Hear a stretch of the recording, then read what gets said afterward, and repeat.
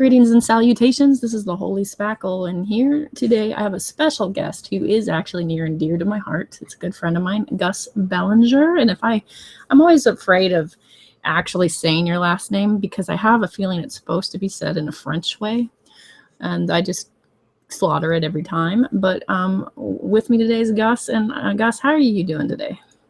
I'm all right. How are you doing?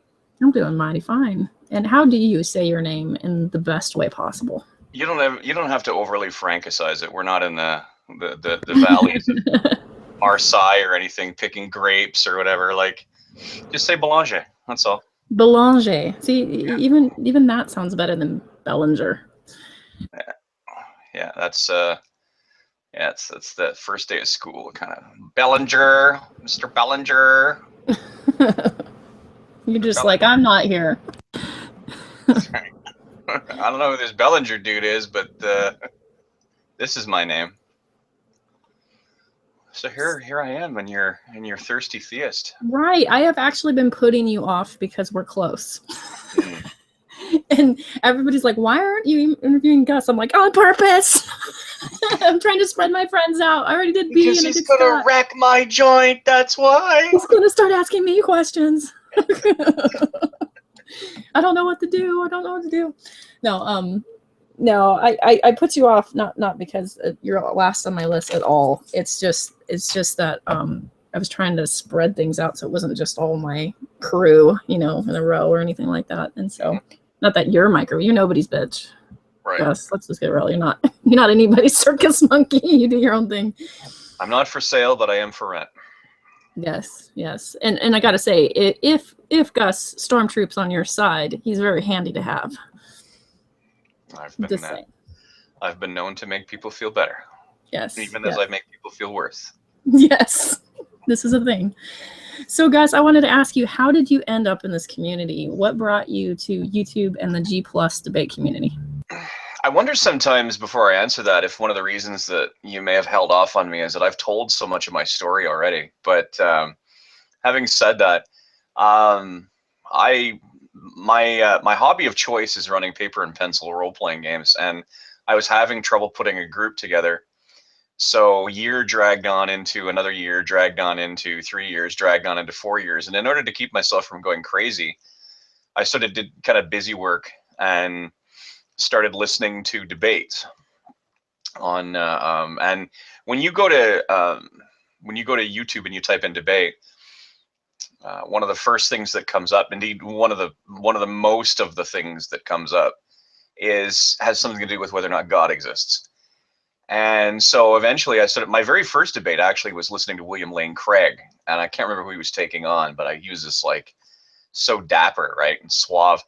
But I listened, and I started listening to others and other shows, and Magic Sandwich Show and Alex Botton's crew and all of them. And then eventually I started to realize that they were using this program called Google Hangouts, and I'm like, okay, I wonder how you get to use that. And I sort of started poking around it, but I was kind of like the chimpanzee with the revolver, right? Like I had no idea what I was doing. And then eventually I just sort of clicked the right button at the right time and popped up in Nadia's room. And I was just so happy to be there that I was like a starving man in a grocery store, right? I was like, I want the apples and the ham, and I want the chocolate bars, and I want the cereal, and I want the folding camp chairs that they always sell. Like they always sell folding camp chairs in grocery stores. It's just a thing.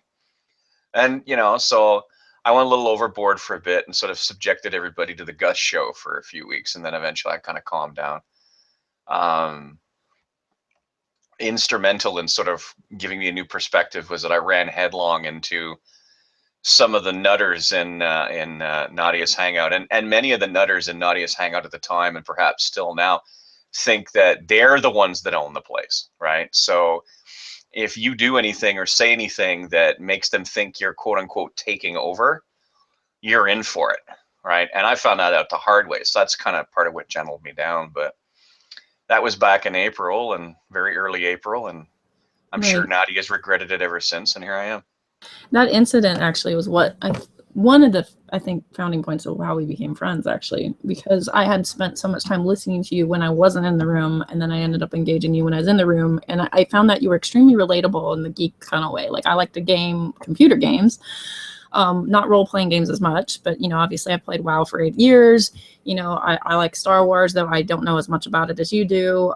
You know, I'm a Whovian. I like Buffy the Vampire Slayer and everything Whedonverse. So I'm obviously in the geek strain, and you spoke geek. And I was like, yes, you not only spoke geek, but you did it in the most eloquent way possible. And so I found you extremely amusing. And I really enjoyed, even though I do think you were a little bit hyper. It reminded me of how I get when I haven't seen people in a while. I'm just like, and I'm so excited that we went out for coffee, and I'm just gushing, like, you know, because I'm excited to talk, and every so often that kicks in. And so you just seem so excited. And when there was an incident that happened where people were saying, oh, I don't trust you, I think you're a dangerous person, I think you do this, you do that, I became to your defense because I saw you as a person that was funny, humorous, somebody that added a lot of flavor, a lot of atmosphere, and somebody that I felt was sort of familiar to me, and so I defended you. And I think that's kind of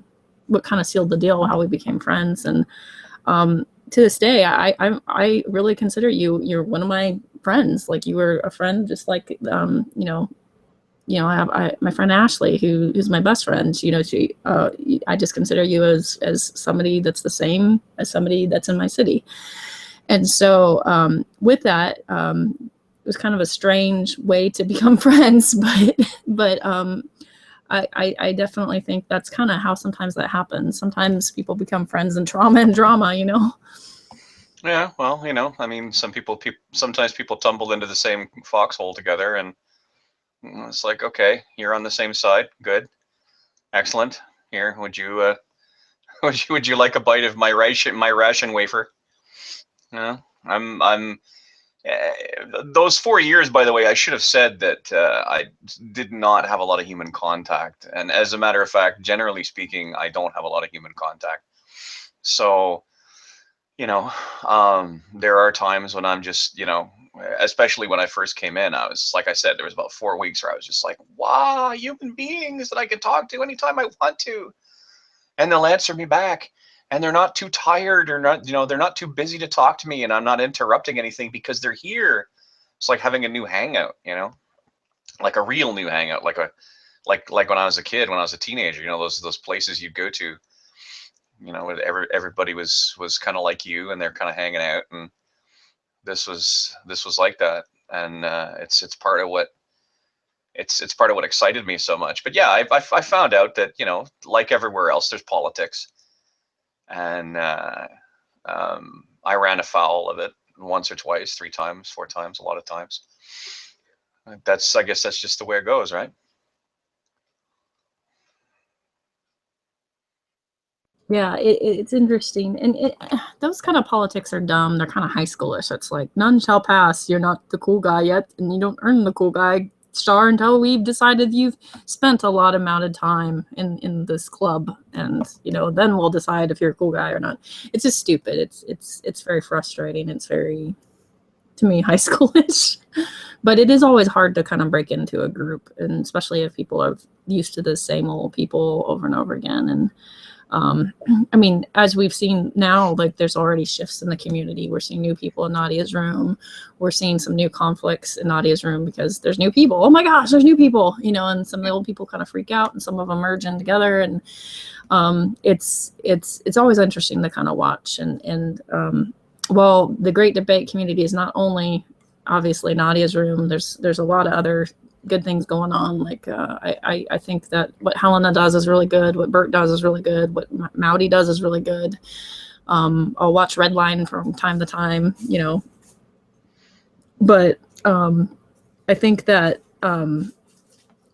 that particular area is kind of close knit because the situation's almost always intense. You know, there's always more of an intense brawling going on, and you know, intense issues going on. I find that the people who have come here more to actually just have a discussion. That's all they want to do. they want to have a discussion. They maybe want to spend some time with some intelligent people. Those people, you know, the Mowdy, Hell in a Handbasket, Aussie, you know, those Bert, those people have no time and no truck with any bullshit in their hangouts. And you know, those people are actually, they have some of the calmest and some of the comments in I lost my train of thought. I'm sorry about that, listeners. That what I'm saying is that their hangouts are calm and they're interesting, and if you sit quietly long enough, you'll learn something. You know, and especially from Aussie. You know, I know that Aussie is sort of demurs to this almost to the point of annoyance, but he is definitely one of the most intelligent human beings I've ever met. And particularly in his ability to explain, you know, high-end philosophies and make them accessible to people.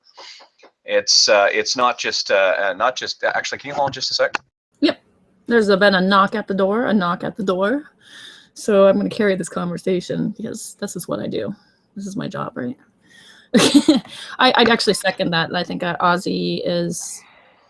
There aren't very many atheists that I could say, hey, I learned from you. I learned something from you. And Aussie is one of the atheists here that has taught me something new. So I will definitely get that. And he's kind, you know, and that really comes through. He's a kind man, you know. And so is Mowdy, and so is Helena. There is sort of an upper level here. There's sort of a I don't want to say elite because I'll get killed, but there's a, you know, there's down in amongst the muckers, and then there's up there where, you know, if you're lucky enough to sit in a hangout with Aussie or with Chris Mowdy, and you're lucky enough to be considered, you know, you know, a decent enough fellow to sit there. I met the height requirement. Yay!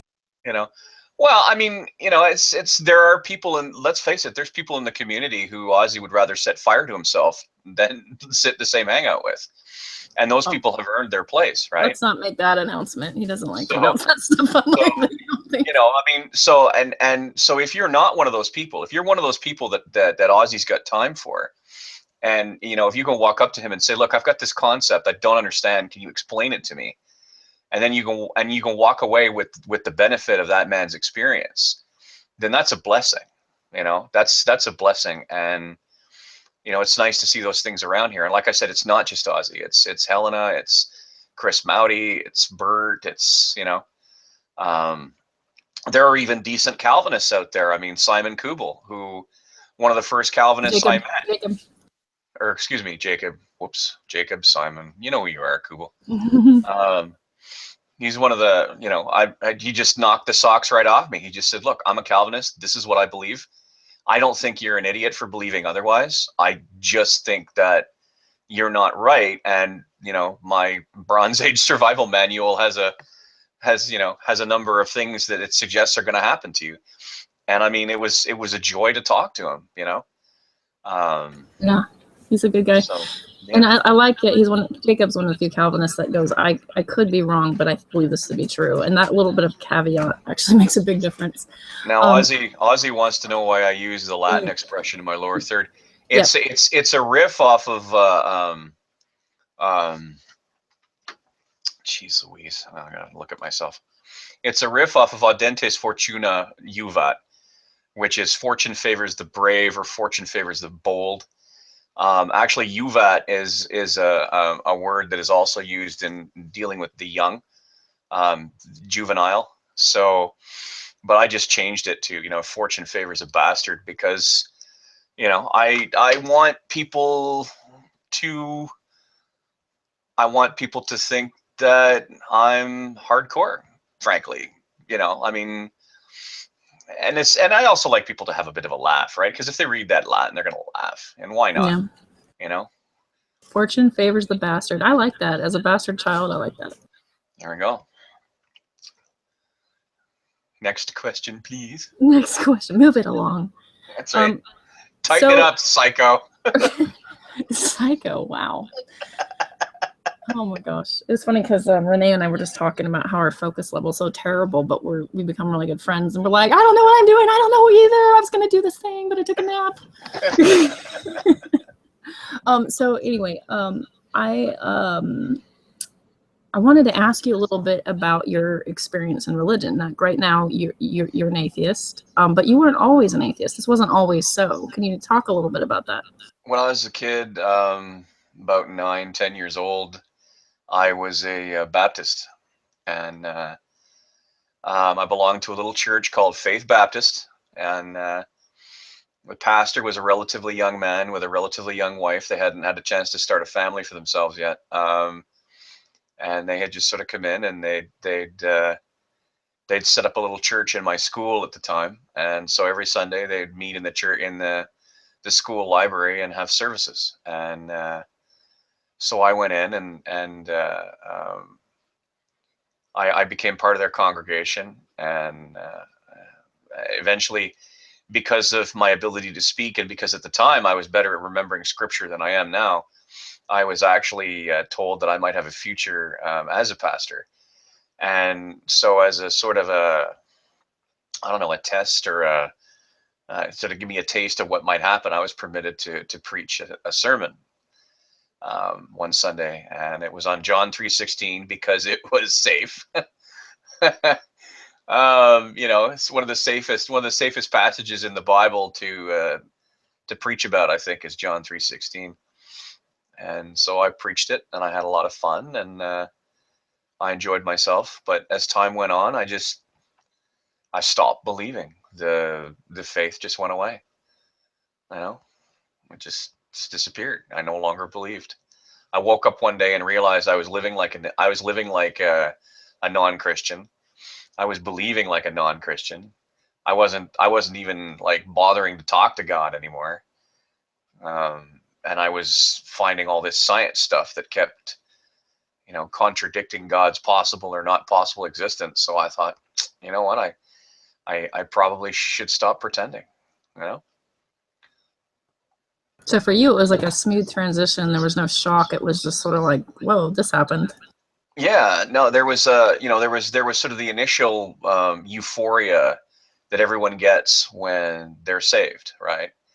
And then as time went on, that euphoria just sort of got abraded away by the world, and that happens to all Christians. Most Christians figure out a way to keep that spark inside them alive, and I just never did. It just never happened. I was never sure how to make it happen. I don't share that story with theists a lot, because invariably what happens is they'll start trying to fix it. If he wasn't of us, then he was, or if he left us, he was never of us. That's the Calvinist fix. Yeah, And then that's one thing. But to be fair, I've spoken to a number of theists whom I've had, throat cutting, blood on the floor, blood on the ceiling, blood on the wall fights with, and we've put aside, our status as combatants for a bit, and they've actually been rather kind to me, and they've tried to suggest, ways that I haven't looked at it, and it's still basically boils down to, if you don't believe, it's kind of your fault. But they were much gentler about it than I would have expected from them, given my past dealings with some of them.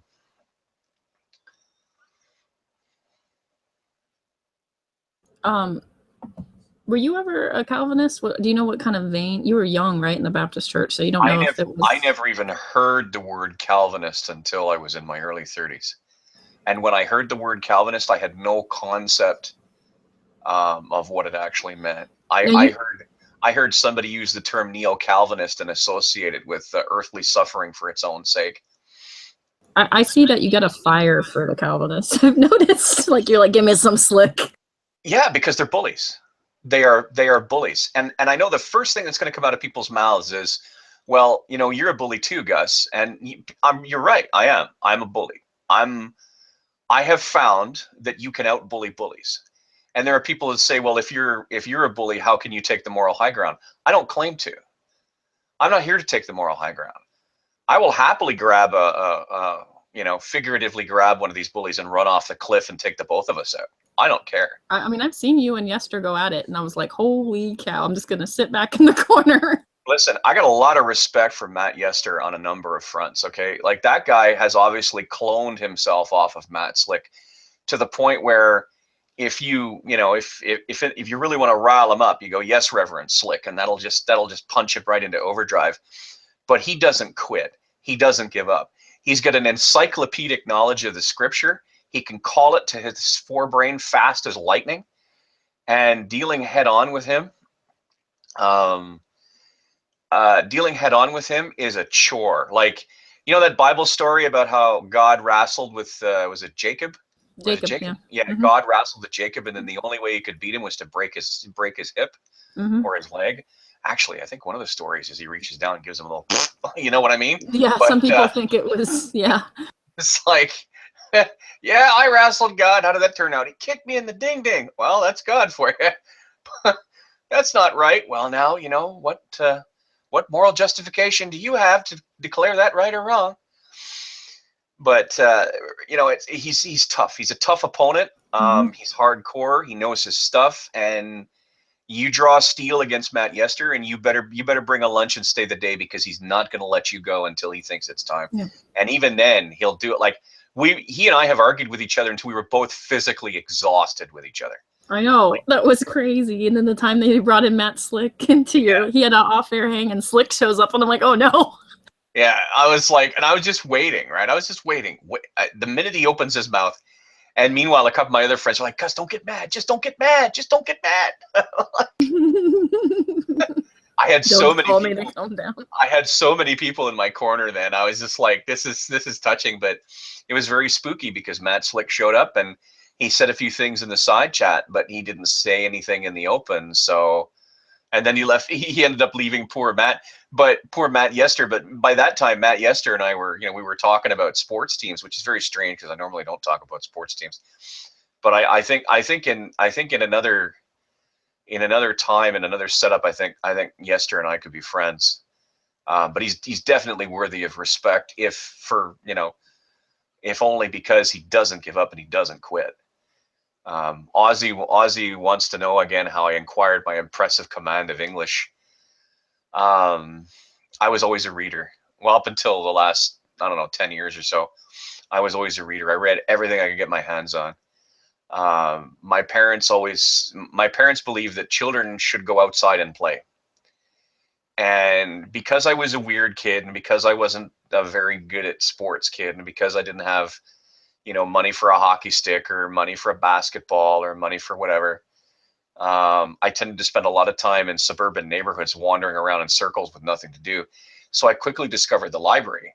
And I got to tell you something. I mean, you open up a book, right? Like, you open up a copy of a Hardy Boy mystery, right? And I mean, there's your afternoon right there. Go find a bench, sit down, read the whole book, and that was it. Like, but unfortunately, when you read, right, sooner or later, you're going to get confronted with words you don't understand. And some of those words, if you don't understand them, they're going to get in the way of whether or not you can appreciate the book, right? So I would do what I first learned to do is, if you don't know something, ask. But unfortunately, what ended up happening was I would get confronted with people who would hand me a dictionary. So I came to know my way around the dictionary really well.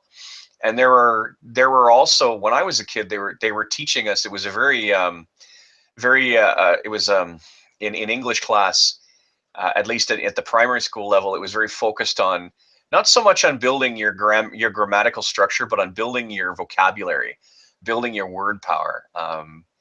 And you combine that all with the fact that I found over the years that I have a talent to put the music to words, if you know what I mean. Like I don't know. I guess I have an instinct for conversational cadences and yes, and when to put things and how to hit things and that sort of thing, and I guess all of that just combined, and now all of a sudden I could gab a lot.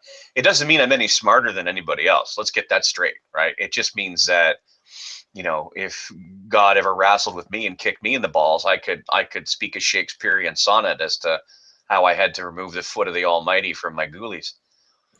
I always thought that you would be a really good, because I've noticed that you talk about having some difficulty constantly making content, on your own. Yeah. But I always thought if you could collab with somebody where you were the orator or the narrator, I think you'd be unstoppable. Yeah, I've tried that. I've tried a few times to get in touch with some of the people here, and people have really busy lives, and some people live on the other side of the world and stuff. So it's kind of tough, but I'll figure something out. I mean, one of these days I'll find a niche, probably just in time to die with my luck, but whatever. Don't say that. Galaxy has a question though. She says, knowing what you know now about yourself, what would have been your dream job? Oh, my dream job. Jeez.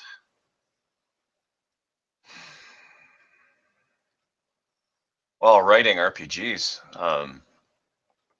Just just sitting down and just writing games for other people. Telling stories. I love telling stories. I mean, I'm very good at it, and but I kind of fall between the cracks for a lot of things. Like our modern society really doesn't have a place for a raconteur anymore. The kind of guy who just sort of kicks the door in at a bar, and he tells a couple of jokes, and he air guitars in front of the jukebox kind of thing, and he can play a few notes on a guitar, but he's not very good much else. But he knows a bunch of stories, and he knows how to he knows how to tell a story that involves everybody and makes everybody laugh and stuff like that. And he knows a little bit of trivia, and he knows a little bit of science, and he knows a little bit of history and stuff. And he's sort of he's almost like a bard, you know what I mean? But our society doesn't really have a place for that anymore. We've really subdivided our entertainers. You got your singers and they sing, right? You got your musicians and they musicianize, right? You got your comedians and they tell jokes. That's what they do. That's all they do. They tell jokes. Your actors act, and your gymnasts are gymnastic, that sort of thing. So there isn't really room for a guy who can do a little bit of everything and nothing especially well.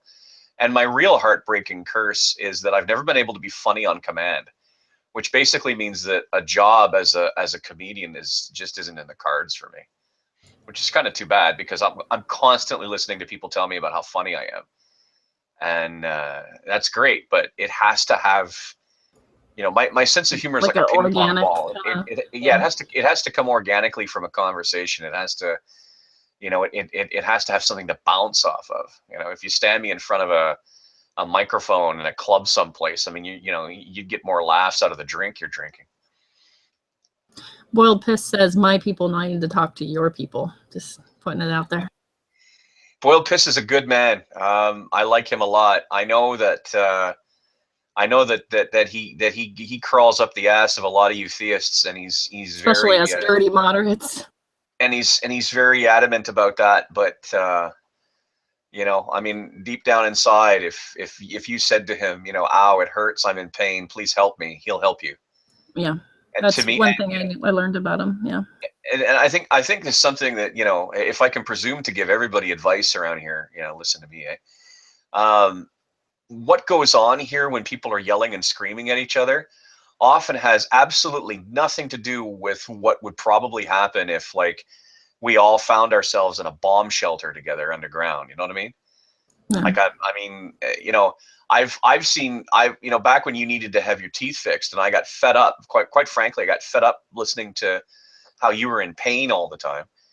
Oh, So now you're telling everybody I'm bitching. Like, no, don't but people that. yeah, that's right.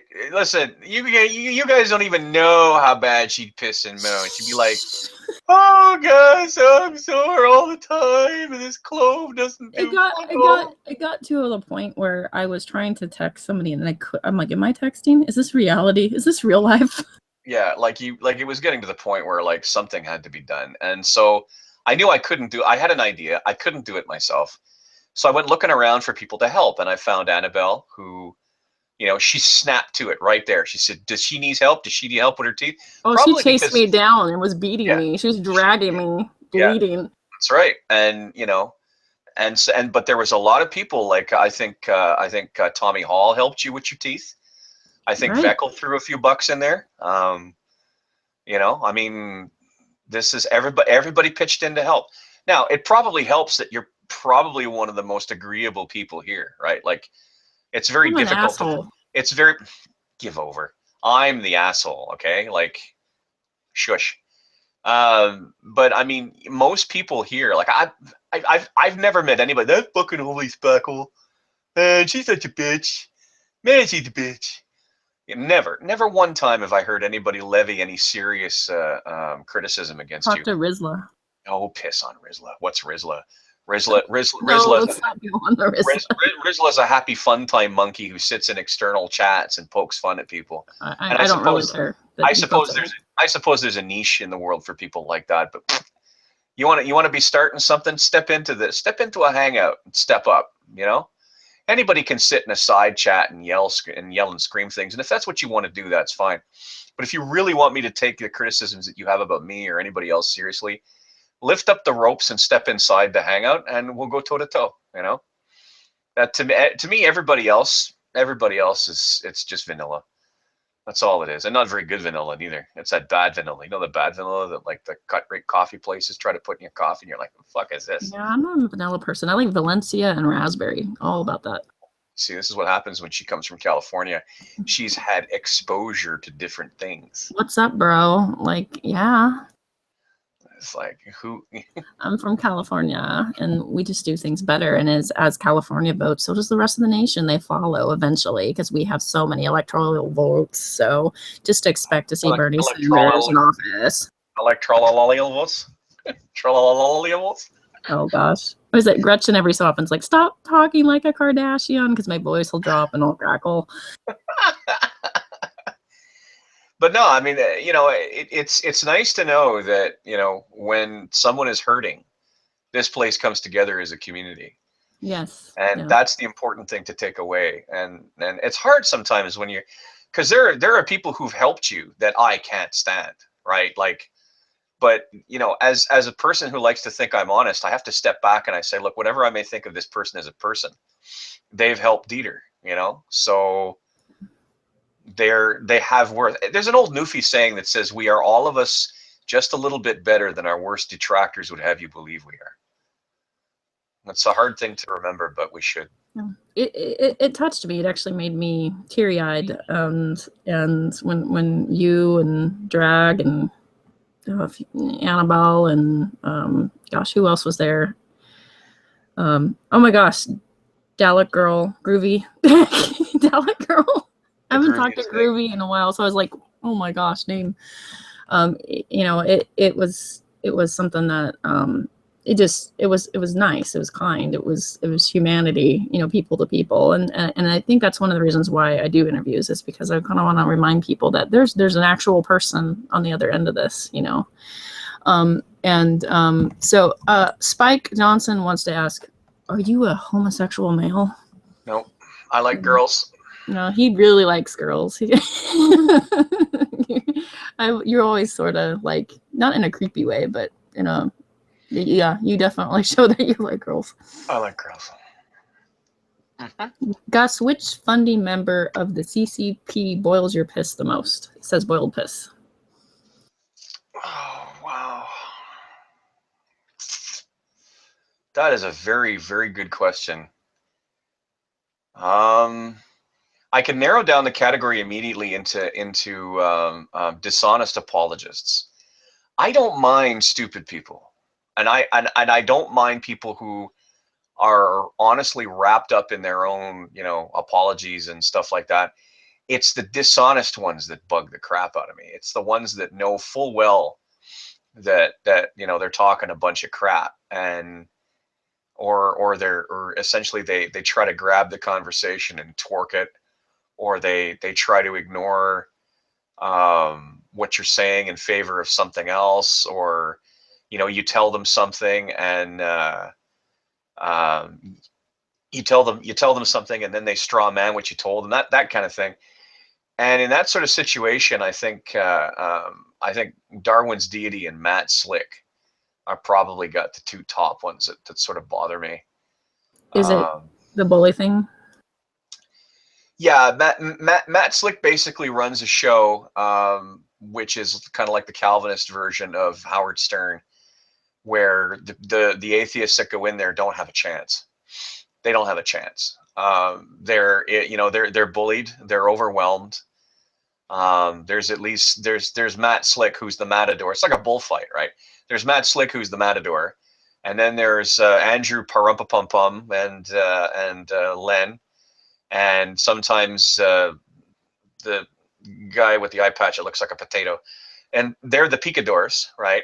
And they're there to keep you from really being able to grapple with Matt Slick. And the whole thing is a setup. It's a setup from one end to the other. Nobody that goes in there is going to get a fair shake. Nobody. I've never seen anybody who is identified as an atheist get a fair shake in there.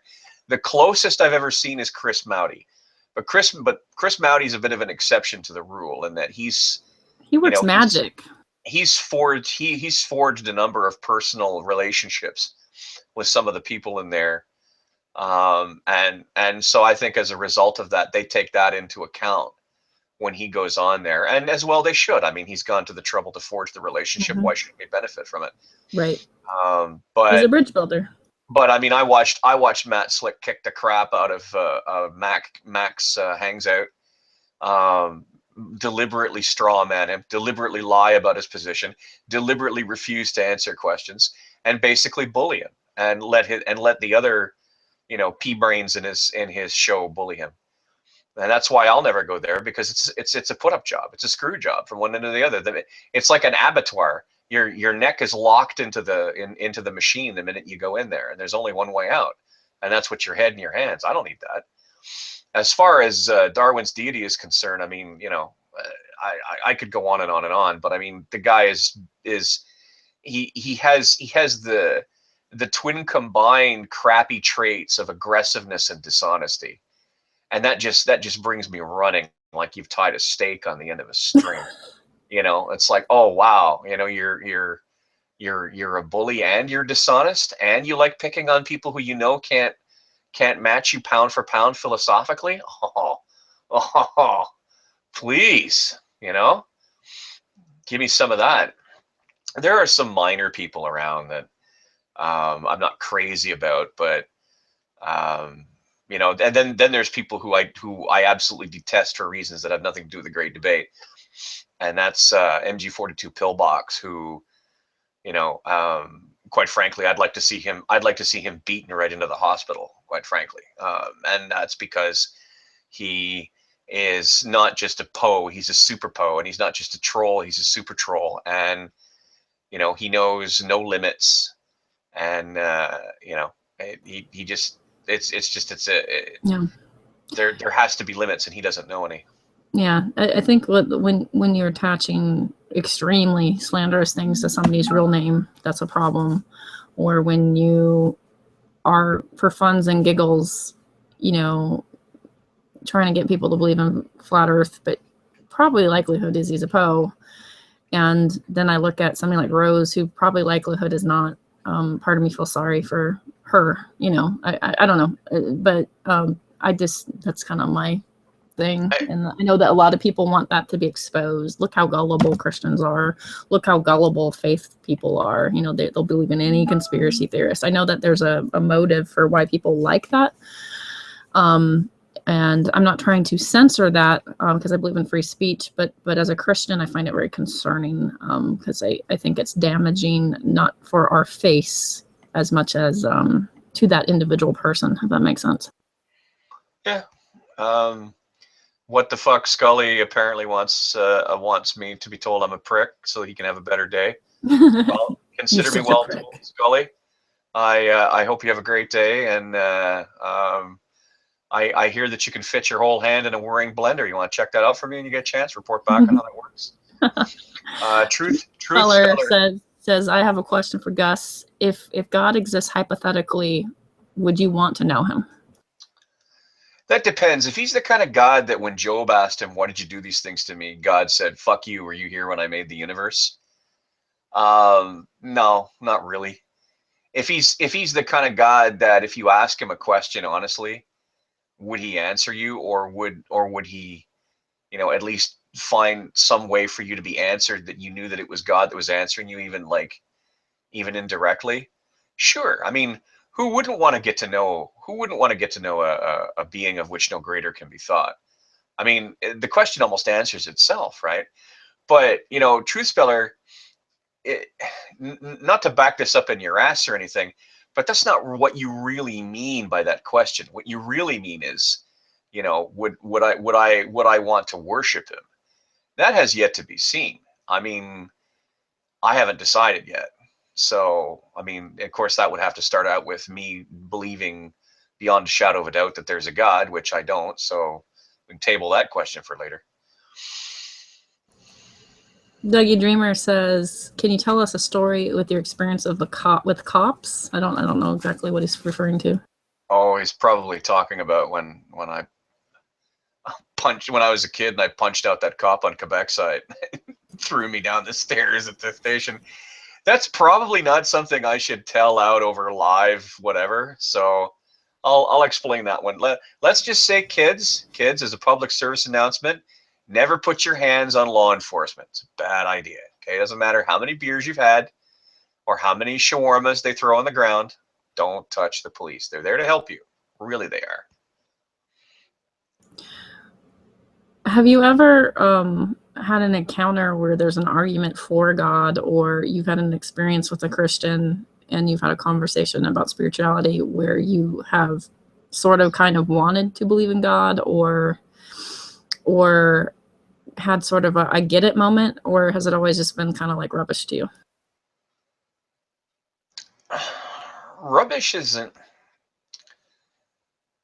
I mean, imagine that I walked up to you and I said, "Look, you know, I own a catamaran," and you're like, "Well, I don't believe you." Well, listen, I can't show you the catamaran, but look, here's the one of the belaying pins. I know they don't use belaying pins on catamarans. Here's one of the smaller sails of the catamaran, and here's a life preserver that says the name of the catamaran on it, and here's pictures of me on the catamaran and stuff. And I mean, you know, if you were of a mind not to believe me, you wouldn't necessarily look at that as rubbish, but it just wouldn't be enough to convince you, right? And that's kind of how I look at it. I mean, there have been some very persuasive Christians. I mean, you know, I mean, this is about hearts and minds, right? And I mean, one of the best ways to get a human being to change their mind is to convince them to do it. One of the reasons that it bothers me when people say that proof doesn't equal persuasion is I think that every now and then people invent these sayings and then they don't really think them through. Like if I walk up to you, Dieter, and I say I vacuumed your floor, you'd be like, well, you know, prove it. And I'd take you by the hand and I'd go over to the floor that smells and looks freshly vacuumed. And I go, ta-da! And you're persuaded, right? Like, you know, you might argue with me over whether or not I vacuumed the floor, in which case I could show you that it was either me or Roffelmau, and Roffelmau's got nothing to do with the vacuum, right? Roffelmau's my Boston Terrier, if you didn't know. Yeah, he's probably got nothing to do with the vacuum, right? Like, he's probably scared of the thing, or he barks at it, one or the other. You know, like proof, we are often persuaded by proof. Many times are we persuaded by proof. So, yeah, there he is. There's Roffelmau, the only guy who can walk backwards. So every so often, like Gus and I'll be on like a one-on-one call, or I'll be in a group with him and I'll put my dog on camera. Like usually it's in the car because that's when he's like, let's go, you know, and he's got this, you know, he's a Boston Terrier, so he's all mouth, and he really responds to Gus. Gus will start talking to him and he's like cocking his head back and forth, like trying to understand him. But this picture here, we're at the beach, and this is kind of how my dog is. I'm running forward, but I'm looking backwards. I can't pay attention to anything. And of course, you know, I'd have a dog like that. It makes sense, you know. So there you go. That's my dog. There you go. For those that care. He's a very nice doggy. Yes, he's my puppy.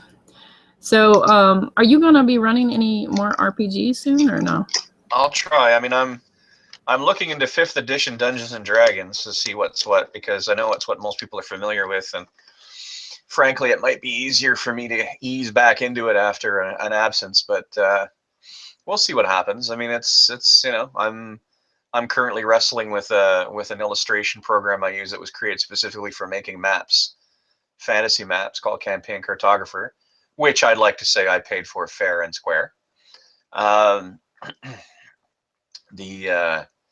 I've had a long history with earlier incarnations of the program, but this latest incarnation is just, there's little things in there that just bug the hell out of me. But yeah, I'm playing with that now, and you know, I'll see what happens, and slowly sort of learning the fifth ed rules, and you know, who knows? Anything can happen.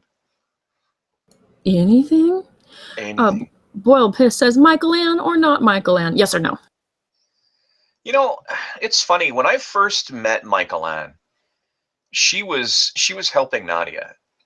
And I think there, in that particular time, I think if it wasn't for her, you know, in the particular instance that she stepped up and helped, Nadia would have had quite a difficult time of it in the time that she stepped up and helped.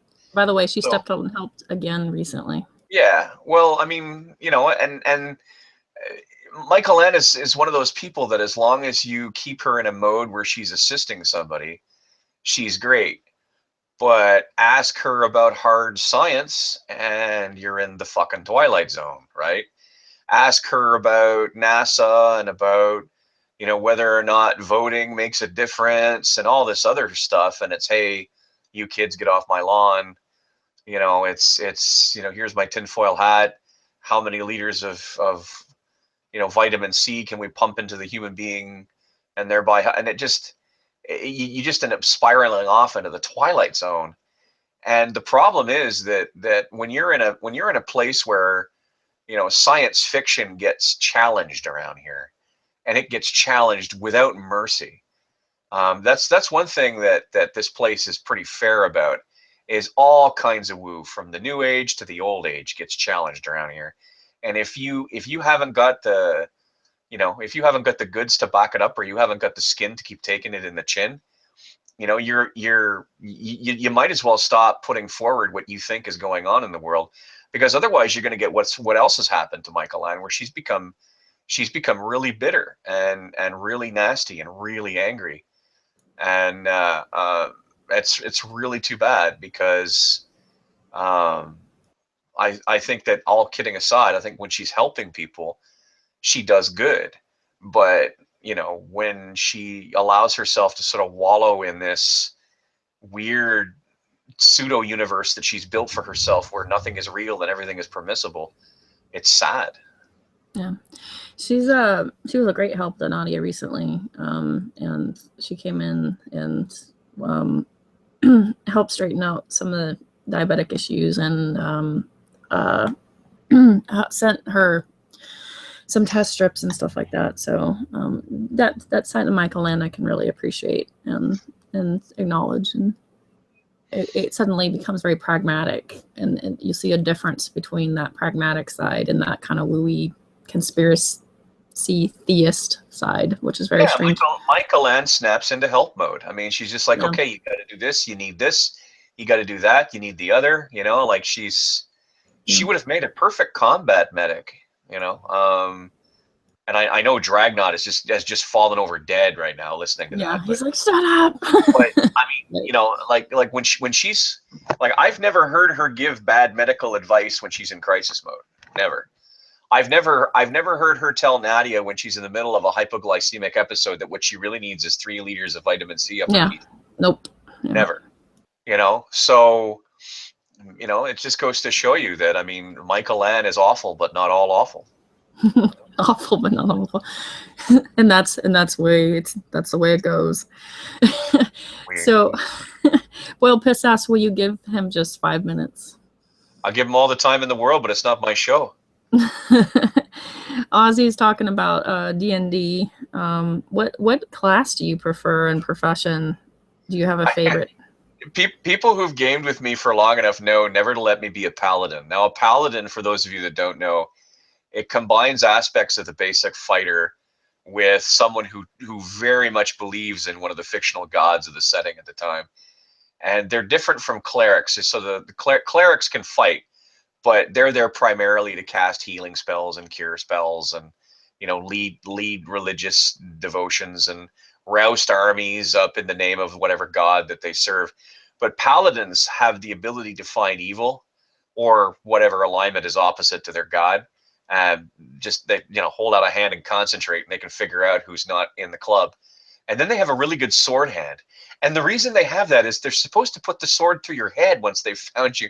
And the problem is that most D&D campaigns tend to be made up of a diverse group of people who can come from very shady ends of the alignment spectrum. And so, it's kind of not only that, but I mean, you you end up walking through town and bumping into non-player characters who are evil. And then, the paladin's like, excuse me, I've got to, I gotta wipe this person off the face of the earth. And it drives dungeon masters crazy because they're like, well, you're supposed to follow the law. Yes, but the laws of heaven. I'm here to follow the mandate of heaven. The mandate of heaven says I have a good sword hand and the ability to find evil. So I put pointy end A through dude B. Well, what if he's trying to repent? Well, I'll tell you what. If he can get his ass to a cleric before I get him, I promise I won't butcher him right there on the altar when he's undergoing the repentance spell. How does that sound to everybody concerned? Huh? Is that a fair shake? Is that a square deal? The other one I like is the barbarian, because the barbarian just basically says, okay, it's you, me, I got an axe, you got a head. What's wrong with this equation? Nothing. Come on. Like they throw themselves headlong into battle, and they're not sword and board warriors where they just sort of, they stand there linked arm to arm with their buddies and stuff. No. It's listen, they're the guys who, when the fight starts, they point to the biggest critter and they point to themselves and they go, what's up, right? And they start something. And I mean, what's not to like about that? That's what I think. Yeah, it's funny. My paladin, I named her something really holy roller, because I thought, and WoW, this is WoW because I don't do RPGs, but I'll do MMOs. And that was sort of my attitude. I was like, let me make myself obnoxious, because paladins are obnoxious. Like they are zealous. They are. They absolutely are. Yeah. But I ended up ending as a LE shaman, and I really like shamans. And if you play WoW, for those that do care and like WoW, I know Tanya plays WoW, and I'm a horde because that's the only thing to be. And my shaman is named Grace Lightning because it's a play on Greece, and I'm an absolute nerd. So there you go. Shamans are actually pretty funny, because you can just imagine some animal sort of sitting there chewing on the grass and whatever. And he sees this little dude wander up in front of him and put like a little fetiche down on the ground in front of him. Dude, my shaman's a goblin, and it's got like little like mechanical totems, and it's like this little thing with all this lightning coming out. The animal goes wandering over and goes, "What's that?" Bzzat! Oh, jeez! Exactly, right? To me, that's just comical as hell. People box these shamans. They'll do like 4 or more. And by boxing, it means one player is controlling several characters. And they've got all the moves timed at the same thing. And if you run into a boxing shaman and there's 4 shamans, it's like instant lightning death. Oh, wow. You just have notes, and it's so unfair. And it's like these people apparently have a lot of money and no time. I mean, or lots of time. And they're just like, yeah, I play 4 characters at once because that's fair. You got to admit, though, it's got to take a lot of talent to do that, like a lot of coordination and stuff. It does, but what they do is they'll macro all the moves together, and they'll run a program so everything's sequenced together. They'll chase each other, and they'll cast at the same time. So anyway, totally nerdy, and I apologize for those that aren't into that, because that is totally geek stuff. And Shanna Rocky, Alliance is for children and those that like them. How dare you? You gotta come over to the Horde side. Or Shanna Alliance? Dirty Alliance.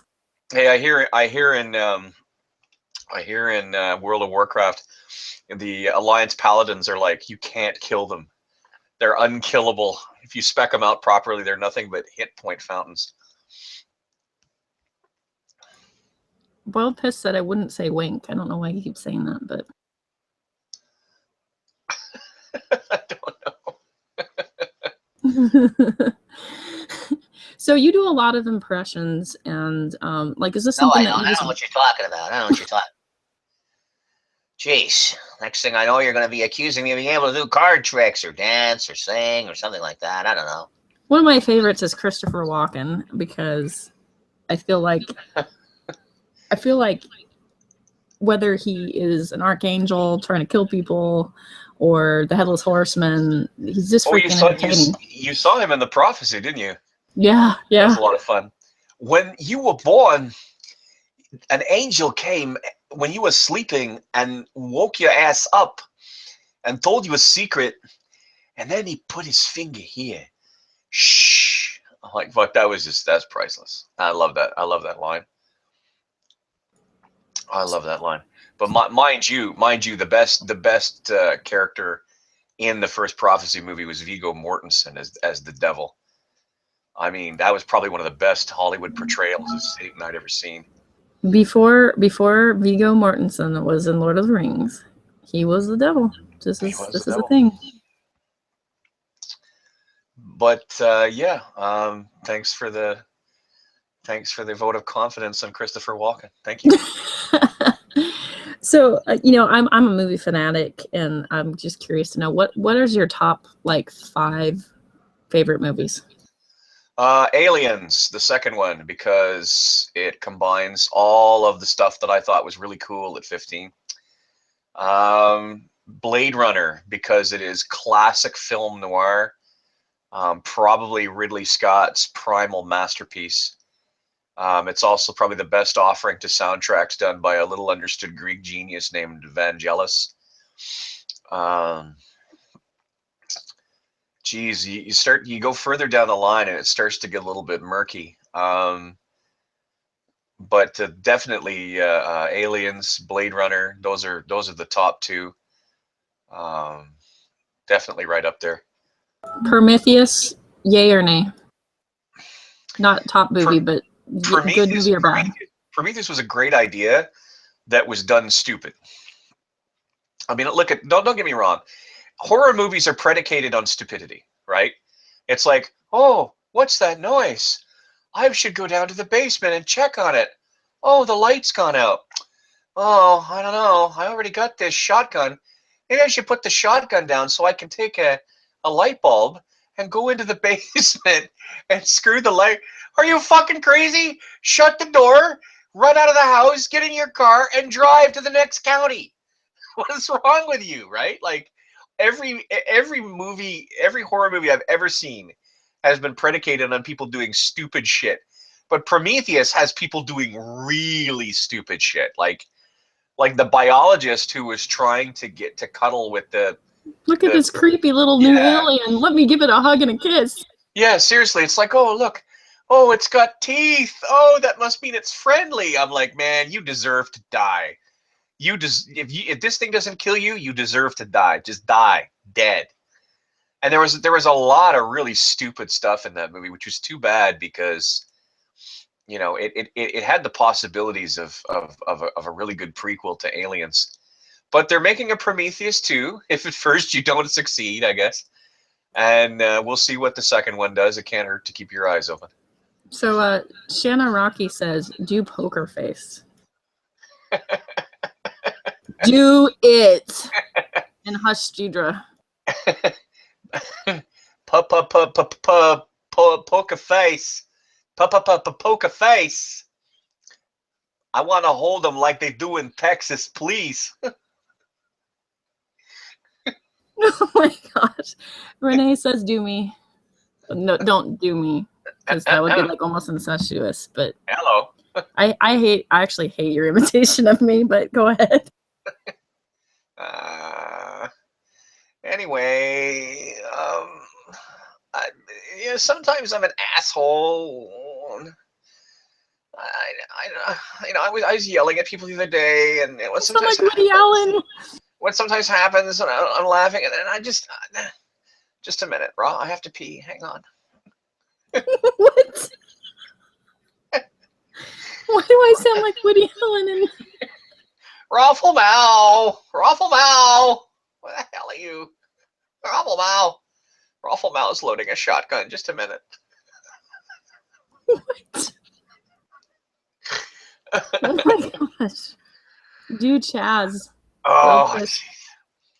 oh, listen, Bob Pierce, you threw me out of your show, yeah? But you don't even know what's funny, yeah? I tell good jokes, yeah? I tell a lot of jokes in between making McDonald's food, yeah? So, up yours, yeah? Wanker. Yeah. Can you do Renee, skeptic? No, and I'll tell you why. Because I haven't found a hook to hang my imitation of her voice on yet. Yeah, you know, and it's funny, the country kicks in and then it goes away, and it kicks in again and it goes away. So it depends on how mad she is. Yeah. Yeah, it's tough. Some people just don't have a, you know, they don't have the hook that you can hang an imitation off of. And I guess you know that's kind of good because it seems from straight from me. Excuse me. I think you could do Maximus Confesses.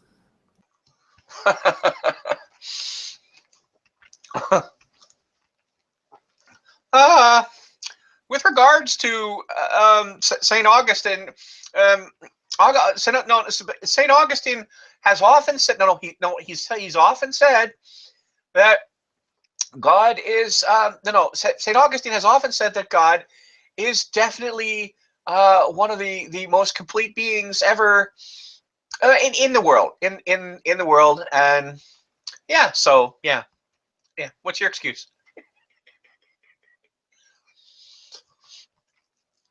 Your excuse tacked on the end. I love that when he walked in and slapped Andrew Rappaport in the head. As they were talking about, I don't know, they were talking about baptism and, well, why do you believe in baptism? Well, because it's in the Bible, says Max. What's your excuse? I'm like, oh, jeez. Yeah, so every so often Max brings out the knives. He does. Can you do Mark Anoia? No, because I know where this is going to go. I'll do Mark Anoia, and then Mark will be like, so who are you supposed to sound like then? Who's that supposed to be then? Well, he actually was requesting a Cockney accent earlier. Oh, he probably wanted. He has this alter ego called Barry the Butcher. I don't know if you're supposed to tell people that.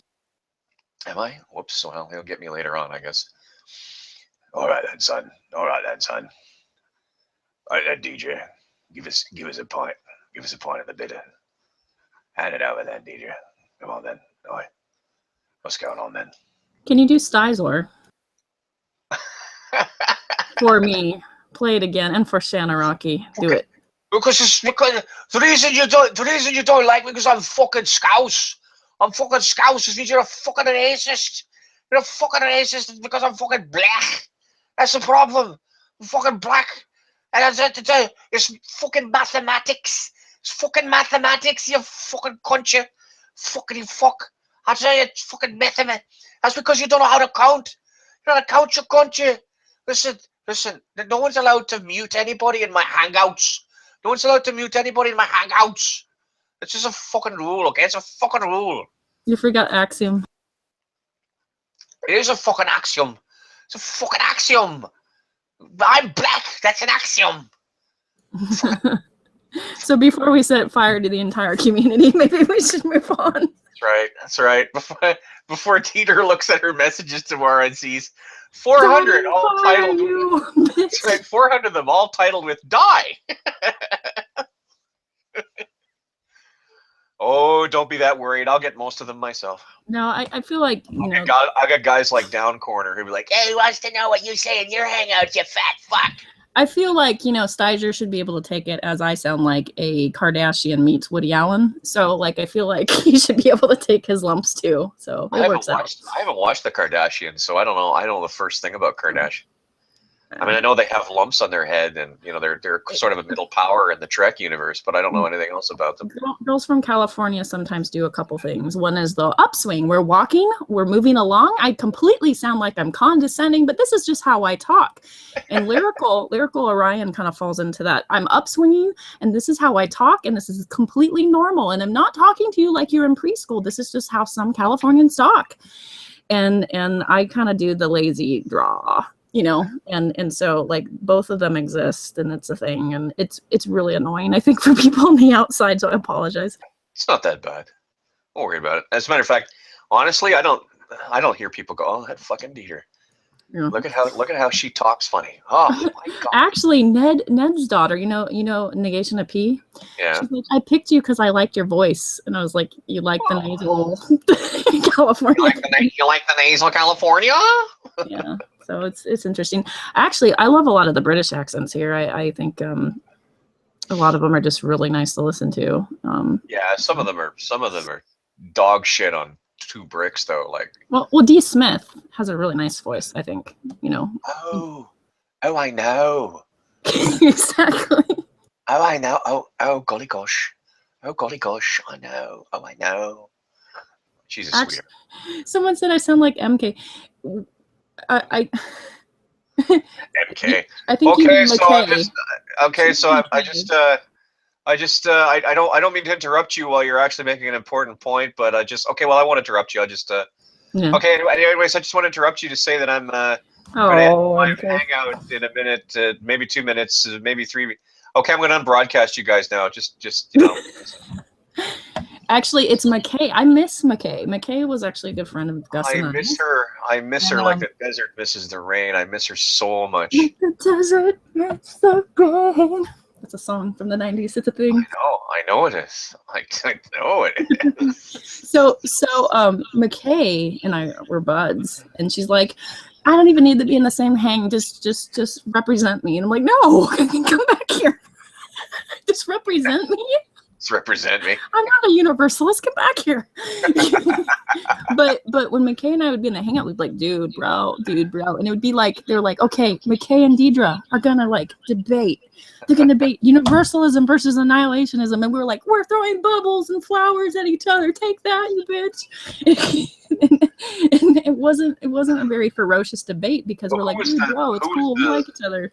Who was the third debater? Because there was one other. Who was Amy the third Farmer. Amy Farmer. If you don't know her, she's part of Team Calvinist. I've met her. Amy Farmer is very straightforward. Amy Farmer is very straightforward. Yep. If you want to talk to her about math, if you want to talk to her about religion and it has something to do with math, fantastic.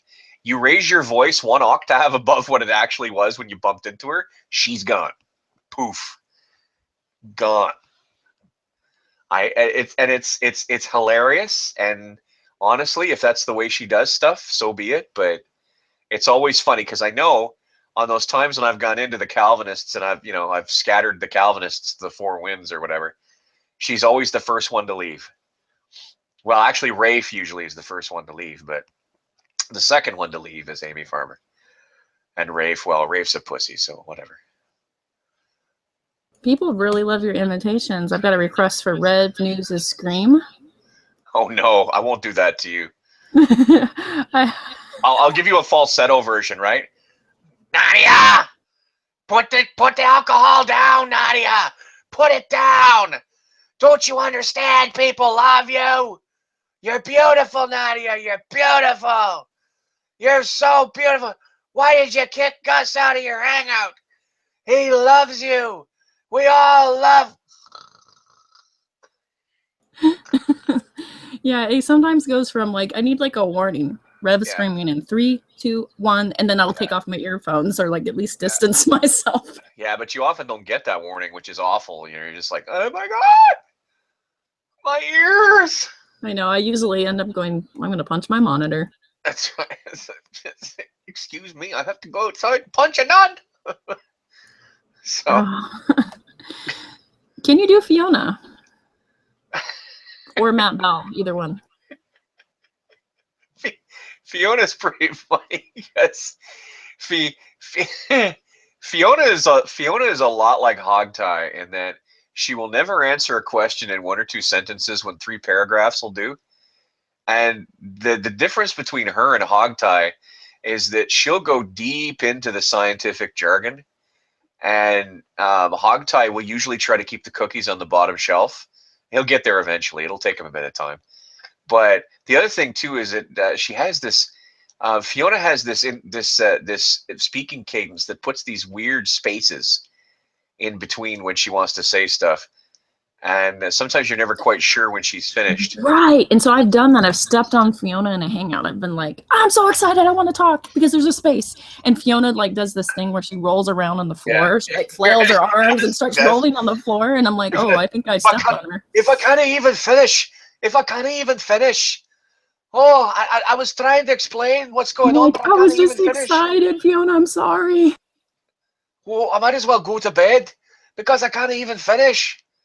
Well, you know, was it really, you know, why don't you just ignore G-Man when he insults you for the 7,000th time? No, Gus, no. I know. It's like an honor battle, and just don't get in the way. Just let them shoot each other. I don't know what to do anymore. Yeah. Well, after a while, though, I mean, if you let her, she'll tie up all of Talking Shit Tuesday. Yeah. She will. Like, if you ask her, like, you know, what did G-Man do to you, or True Empiricism, or whoever do to you this week?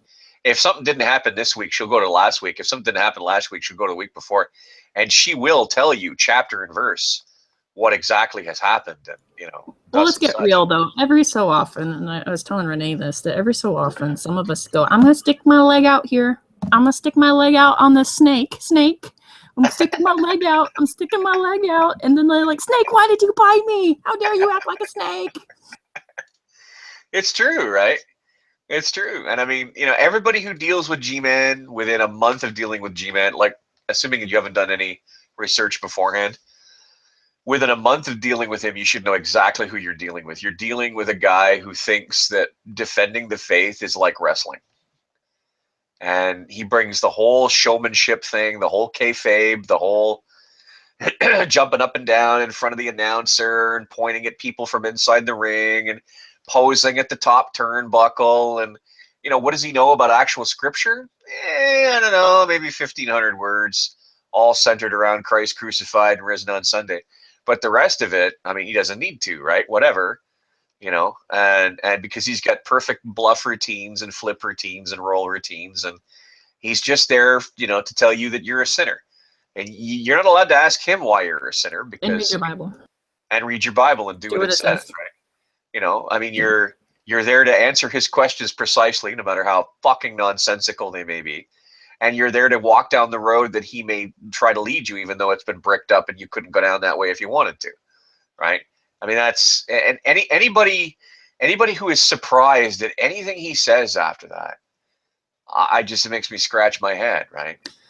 So I got you know, just out of curiosity, a lot of these, particularly anti-theists, but you know, certain atheists, they find that moderates are intellectually dishonest. That's the word that I usually hear. They feel that we obscure. I often have, well, not often, two people have compared me to Nate Cunningham in the sense of how I approach scripture, which I think I kind of am more actually a moderate than it doesn't really have to mean. It doesn't really have to mean what you think it means. It could mean something else. My intent isn't to make it obscure. Actually, I try to tip my hand and go, "This is how we came to our ideas." I try to actually give a window. Atheists say bad words. But clearly I don't have a problem with bad words. but and that's why I'm not a Christian. No, just kidding. That's right. But my thing is some people think that the fundies actually garner more respect, and I think that even fundies think that because they think they're faithing harder, right? I'm faithing hard. They're faithing hard. I actually think that even fundies that believe in geocentrism or a flat earth theory, they're just like, look how hardcore my faith is. It denies all science. And they actually think it's a good thing. Like, I actually think there's a sliding scale going in either direction, right? Do you find that, like, fundies faith harder and are more honest? Or do you think, like, honesty is kind of dependent on the person? Or I want to back up, and I want to say that I'm not as hard on moderates as a lot of people are. You know, it's absolutists. Absolutists usually come to a point where they hit a brick wall, and sometimes they come to the point where they hit a literal brick wall. Absolutists have a hard row to hoe because they have to be X no matter what X is, no matter what comes in from the left or the right. They have to be X, they have to be X. Well, the funny thing about human beings is that we're all built with a number of desires that can compete very directly with, fundamentalism and absolutism. More absolutism necessarily than fundamentalism. One of those desires that we're born with is the desire to survive, right? And the other desire that we're born with is the desire to take fellowship with each other. And it is tough. It's very hard for a moderate to sort of keep his eyes open and sort of go, okay, well, this is the world. This is the real world. Okay, this is the truth out here. This is true. Like, yes, the Bible says that homosexuality is an abomination unto God. I'm paraphrasing, and I'm sure I'll be corrected 16 ways from Sunday by people with 8 different versions of the Bible. And there's tasty abominations like shrimp too. But you, for instance, in the outreach work you've done with youths, have seen that little gay kids don't eat babies. Little gay kids are just as likely to walk a little old lady across the street as little straight kids are. Little gay kids are no less intelligent. They're no more promiscuous or less promiscuous. They're no more or less likely to get a disease if they're given proper education about sex education and contraception and general hygiene. In short, the only difference between a little gay kid and a little straight kid is that the little gay kid happens to like genitalia that looks just like his or her own. That's it, right? So you're confronted with, for instance, that reality. Meanwhile, you got your survival book that says, homosexuals should be stoned in the street. Now, there are people who fiddly diddly diddly do with that and say, well, they don't really mean stoned. What they really mean is this, and they only mean this if you do that, and they only mean that if you do the other thing, and diddly diddly diddly diddly diddly diddly. But at the end of the day, you can't, you can't get away from the fact that in that book, you're supposed to take very strong measures to set a homosexual apart from the community somehow, even if it's only, with the rough equivalent of a scarlet letter, I don't know, a pink letter or whatever. And so moderates every day, they're stuck between Scylla and Charybdis, okay? They are stuck between the unyielding dictates of a Bible that they're told in many places, not all places, but they're told in many places, and particularly by the fundamentalists, that they have to take as literal gospel. And on the other, they've looked at reality and they've watched how if you put just a little bit of water in your wine, it can be argued that you do more of the work of your God than if you just stand there with your hands wrapped around your cross, your eyes closed, muttering prayers to yourself, saying, "Get thee behind me, Satan." It's not easy being a moderate. It's not. It's not easy, and it's not just because you get it from both sides. It's because when they say both sides, those both sides don't just begin and end at the porches of your ears. Those sides begin and end at the right and left side of your heart, at the right and left side of your mind. I mean, you people are at a constant tug of war within yourselves between a solid belief that you have that there is a God, and the other belief that you have that rigorous maintaining of the word, rigorous adherence to that God's doctrine is ultimately not necessarily always helpful all the time. And so what are you supposed to do? It's tough. It's tough. In many ways, quite frankly, even though the fundamentalist is gonna have a lot of problems getting along in the world, the fundamentalist has decided he or she doesn't care anyways. But so having said that, it's easy for them, right? Because they just go, oh, well, if you do this, nobody will like you. Oh, well, Jesus said nobody's supposed to like me anyway. It's probably not what Jesus actually said when you take what he said in aggregate, but hey, you never know. But it's kind of hard. Like, how are you supposed to do God's work if nobody will trust you? How are you supposed to do God's work if nobody likes you? How are you supposed to minister to the sick, the lonely, the sad, the downtrodden, the broken of mind, heart, and spirit when they won't go to you because they're more afraid of you judging them than they are of revealing, of talking to you and opening up to you. Your God created, if your God does exist, he gave you a brain. And it would be nice if these people who, you know, consider themselves to be sewn up fundamentalists would use that brain for something other than confirming what they're already biased towards. That would be nice when it comes to, you know, how do you live a Christian life? St. Francis of Assisi used to say all the time, I preach the gospel every day. Sometimes I even use words. So where does anybody get off being militant about it? Right. Well, I always kind of quote Chesterton, who's a Catholic theologian and a little bit of a philosopher light, and kind of in the vein of Lewis a little bit. And, you know, he always says, you know, we're all in the same rocky sea, and we're in the same boat in the same rocky sea, and we owe each other a terrible loyalty. And this view of that we are equal in the world, and that we are, we suffer the same afflictions, the same suffering, the same issues, the same conflicts, the same everything. And just because you're a Christian doesn't necessarily mean that you're suddenly automatically better. Like, you know, like the idea of that suddenly, now that I'm a Christian, I'm going to look at somebody else as like, well, you're a Hindu and you're a piece of crap. And that we were all in the same sort of struggle, I think is a better way to look at it than I'm a Christian, now I'm special, and let me lay the knowledge down on you. Here's the Bible, whack. You know, and so I think that there's a difference in application and how it's applied. And I'd much rather point to practical application as seen in James or Matthew 25 than this whole bullhorn preaching into someone's ear, telling them how vile they are and how great you are. I don't see a good purpose in that at all. Well, the problem, particularly with the Calvinists, is what's the point? I mean, if only the elect are elect, then why is anybody yelling at the non-elect? It's not like yelling at the non-elect is going to elect them. So what's the point? There's no point. Why?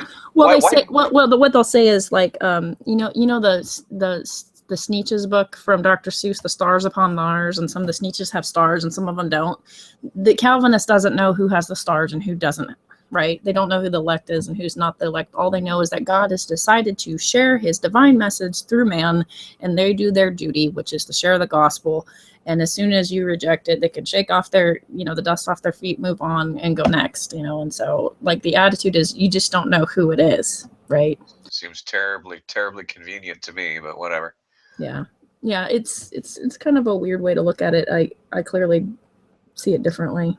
But the negative side to that is there's no accountability in how you treat somebody. You can treat someone like crap as a Calvinist and say, well, sorry if I offended you, but the gospel's offensive.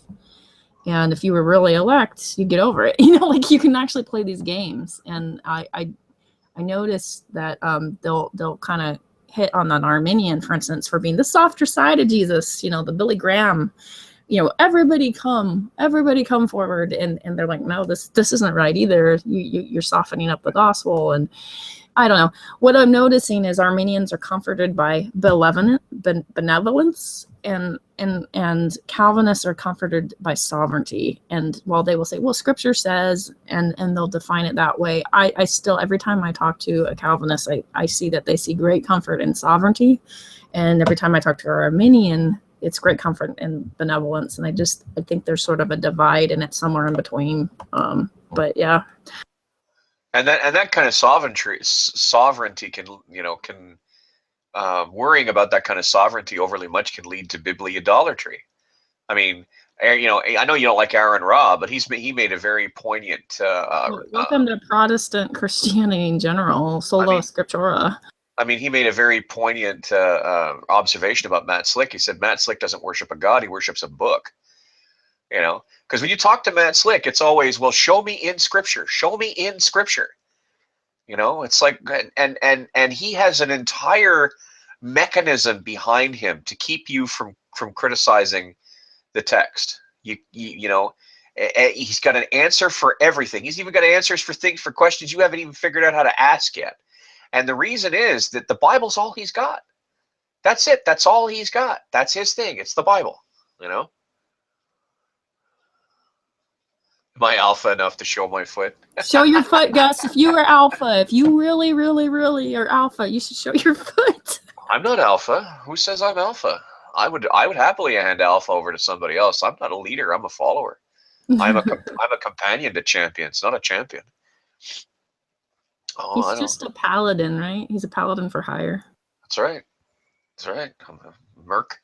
I'm a merc for hire. I'm easily paid for. So, you know, I mean, it's too bad that Godless has to show that she's real by showing you one of her hooves. But you know, what are you gonna do? Hey, I put a shoe on my head. It's even.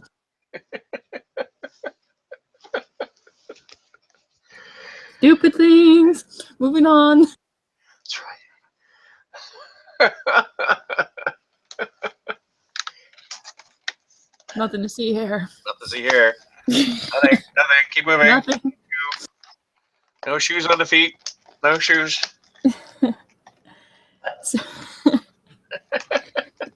So do you love to fight, Gus? Yes. Did you want more? Yes. Okay. No, I have you ever regretted leaving someone bleeding on the battlefield though, and going?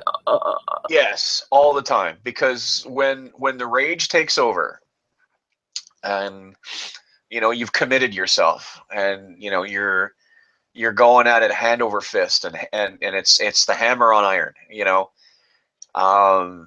you often don't notice until it's all over that you should have pulled away. You know, I find as I'm getting older, I'm finding that I am noticing a little more often when it may not quite be time to leave them exsanguinating on the floor. But you know, yeah, there's been times. There's been times I've gone, yeah, I probably shouldn't have done that. Yeah, I probably shouldn't have gone after them quite so hard. You know, but in most cases, I think you know people got exactly the fight out of me they deserved. You know, and in cases where I've looked in the mirror and I've said that was too much. I've often found a way to sort of, you know, in back channels gone and say sorry, because I think that's what you should do. But most of the time, people get what they got coming to them, as far as I'm concerned. Have you ever taken a loss, and how do you cope with it? Wow, you basically just pick it up and you ruck up and move on. You know, you remember that, particularly when it comes to the internet, you shut the computer off and nothing matters anymore that goes on the internet, right? I mean, 20, 30 feet away from your computer, nothing that goes on here makes a difference, with a number of notable exceptions, right? I mean, obviously, you know, what happens to your friends obviously matters. I mean, that sort of thing. But you know, this isn't I'm not getting off a Higgins boat on Omaha Beach here. This is just a bunch of punch ups I'm having over the internet. And it always helps to keep, you know, it always helps on those rare occasions when I get a good drubbing. It always helps to keep that in mind when that happens. I noticed that you have a heart for, and this is gonna, somebody's gonna take this and sexualize it, and that's not at all what I mean. But you have a heart for young men that are kind of not very popular in the community, or at least they're liked, but the people like to pick on them. And I don't want to go into who, but there's a few men that I've noticed that you're very kind to, where a lot of other people aren't as kind to them. And I'm curious to know, is it that you relate to them, or did you just know guys like that, or what? Well, I mean, I spent some of my life being somebody like that, sort of being allowed to hang with the cool kids, you know, at the sufferance of the cool kids. And for some of these people, like they're not that bad. They're not as bad as people make them out to be. For some of them, it's that they are that bad, but they don't know any better. For some of them, I just feel badly for them. You know, they've been dealt a particular hand in life, and they've been given certain gifts. But in this world, listen, in this world, you can be stupid if you're popular. You can't be, you know, but if you're smart and unpopular, you've got twice the road to hoe as everybody else. And a lot of the people that I've taken to are pretty smart people, right? It's just that there's something about how they behave, something about how they talk to people, you know, that it's maladroit. It's you know you wouldn't be able to take these people to a cocktail party or anything because they just nerd themselves to death, right? And I do have a bit of a soft spot for that. Most of those people, are, as long as you remember what they'll do if you give them half a chance, they're nowhere near as bad as anybody thinks they are. Now you consistently run off airs. There's two people in this community that run off airs almost on the regular, or three, Jello and Serb, and then you. That I see the most off airs, most consistent off airs, and Jello's hang is usually very funny and light, and your hang kind of has sort of this in between feel of sometimes it's really serious, and sometimes it's just us, shooting the shit and whatever. But what's your goal for your off air hangs? Just a place where people can come and talk for a while and talk about whatever they're talking about. If you're tired of getting into arguments for 3.5 hours with, people in Nadia's hangout, or you'd rather listen to a guy who runs a hangout whose voice you can understand when he talks, or, you've been running head to head. Somebody's been dogging you in the side chat, or somebody's been sending you nasty grams and you just want to get it off your chest, come on in, sit down, pull up a chair, I mean, my rooms my rooms are like social clubs. They're the doors are open. It's easy to get in, not necessarily easy to stay, but the door is open to everybody at least once. And the whole idea is to just get in and sit down and talk to people that aren't crazy or nutty or vicious most of the time, and enjoy yourself. Just let your hair down. Doogie Dreamer, who often won't hop into a hang, but is definitely a watcher and a commenter. He's like all over the place. He's saying, would you consider doing a live hang once a week? Why? I mean, here's the thing, Doogie, and it's kind of a sad thing, but in a way it's to be completely expected. People behave differently in live hangouts than they do in off-air hangouts.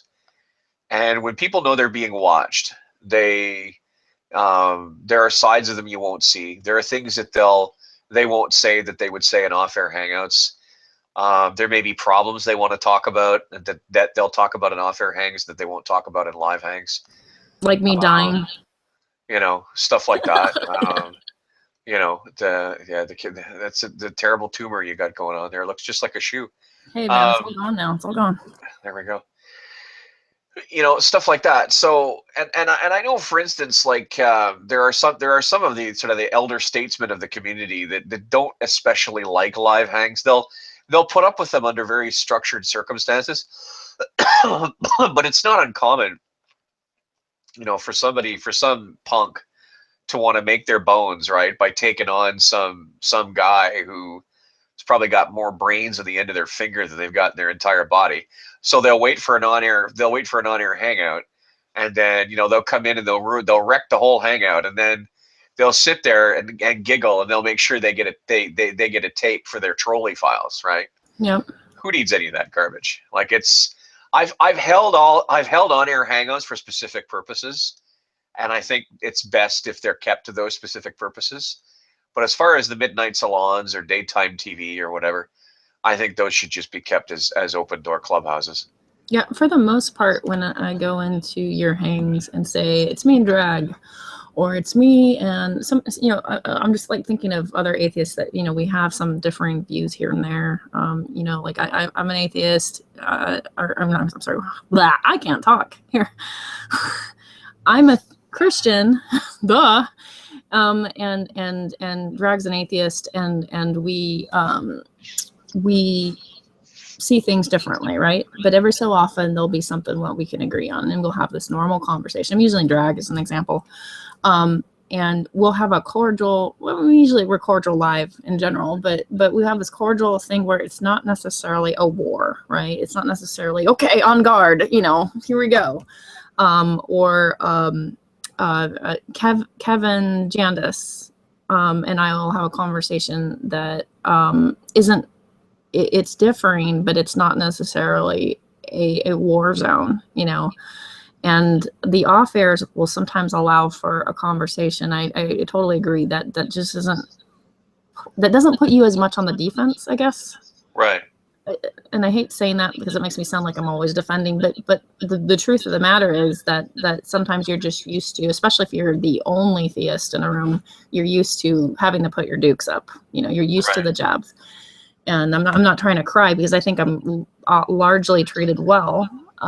But you still are expected to sort of go, okay, people think I'm ridiculous, so here we go. Yeah. Yeah, and you know, it's two different sets of dynamic, and you know, so each one sort of has its own pluses and minuses, and that's that. Yeah. So one thing that while I read, I don't have the command of language that you do. I think you've got a lot more of, you just don't have that cognitive issue that I have. Like, you'll see me try to say a word and then start stumbling all over it or interject the wrong word. I'll know what the right word is, but I go, blah, you know. And you have a great command of language. But I think the point I was trying to get at here was I got completely distracted. See, this is what happens. The point I get is I have a cluttered, crazy mind that is always going, and I'm picking which one to pick. Anyway, someone sent me a message, and it completely just, distracted me. But the command of language that you have, I think, is excellent, and I'm kind of almost, I'm not envious of it like a serious thing, like, you know, but I wish I had some of that, because I do think it's something to work on and work towards. But also, one thing is that I'm well read, and usually it's more like classic literature and things like that. And I've read a lot of theology, and I know enough science to get by, but I'm not a science communicator, nor would I ever be one. But one of the things that I've been trying to work on is starting to gain a little bit of philosophical knowledge, because while I think philosophy sort of sinks into our everyday world, it's in our literature, it's in a lot of film and stuff like that, and so we have philosophical ideas already exposed to us. We don't have them very refined, right? And so I've been trying to kind of play catch up and kind of learn a little bit more about that. And I think you and I have been talking about that. And have you been working on that side as well? Or do you think philosophy is useful or not useful? Do you think are you of the mental masturbation clan? I'm of multiple minds with philosophy.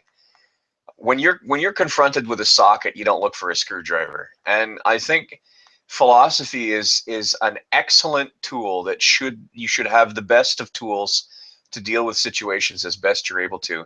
And philosophy is an excellent tool, but it is a tool that's meant, in my opinion, to deal with a specific set of circumstances / problems.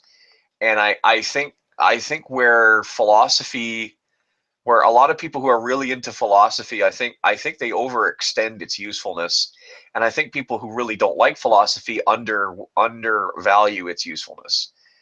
Having said that, you know, I quickly realized that if I was going to do anything in a room with Ozymandias other than like nod about how fucking smart he was and then go to sleep eventually, I'm going to have to pick some of this philosophy stuff up.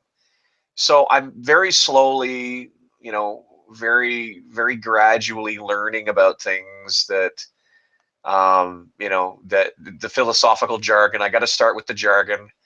I got to know what the hell Trey is talking about when he talks about causality and actuality and flibbity-gibbity and all that other stuff. I have to, you know, up until very recently, I thought qualia were some angry bears in Australia. I mean, Qualia, rawr. I'm going to make a meme of that qualia. There you go. But, you know, so I've sort of been listening and trying to remember more and more stuff. But, you know, I've been afraid to sort of say that because someone's like, hey, Gus, read this. I'm like, no, I am not going to try to drag my brain through some Immanuel Kant or some primer to philosophy 101, because honestly, that's not where I want my brain to be right now. I want the majority of my brain power free to do other stuff. So yeah, I respect philosophy. It's not how I choose to come at the great debate. So you're more like pragmatic on sort of how do we apply this? Yeah, well, absolutely. And I think when all is said and done, I think one of the things that someone who isn't so steeped in philosophy could sort of do from the outside is sort of say, look, yes, you can probably show me on a blackboard, you could probably on a blackboard say that God exists. God damn, if I've ever seen him, and I don't know if that's something that if that's a conundrum that exists only when you're talking about gods, but it sure does exist when you're talking about gods. I've seen philosophers try to rule God into existence. They try to logic him up like they're conjuring a rabbit out of a hat. And I've seen philosophers try to dismiss him just as easily. And I don't, I think if there is a God out there for real, I think he's going to exist whether or not philosophy agrees that he exists or not. And vice versa, frankly. Do you think a claim of supernatural and that's metaphysical would require philosophy, or do you think that you could always attack things through natural means? Well, I mean, most of the time when people say, why don't you believe in God? I'll say, because I've never seen anything or experienced anything that proves his existence. And then they're like, well, if you're looking for empirical proof of God, that's a category mistake. My response is, really? Was it a category mistake when God parted the Red Sea? Was it a category mistake when God wrestled with Jacob?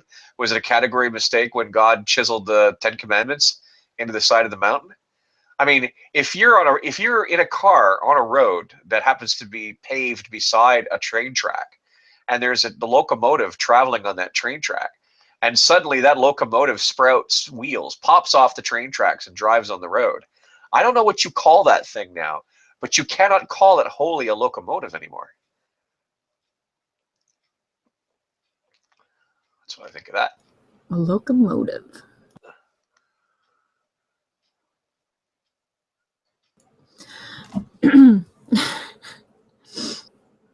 What is supernatural? Yeah, even then you'll see a little bit of scribbling over that. What's considered supernatural? How does the supernatural relate into the natural? Which is where I like to talk. I like to talk a lot about how does the supernatural affect the natural, and why does this matter? And I think that's kind of an interesting place to play in. And there's a new guy on the scene named General Han Solo. You might like the name, Gus. You were talking a little bit about him earlier. Yeah, he admiration for him. I quite enjoyed him. We had an interesting conversation in Nadia's, and we're very similar, except he's way more educated than I am, and he is a physicist, and so that's nice to have around, and a Christian. And he was a guest panelist on Christian Anarchist's last Hangout.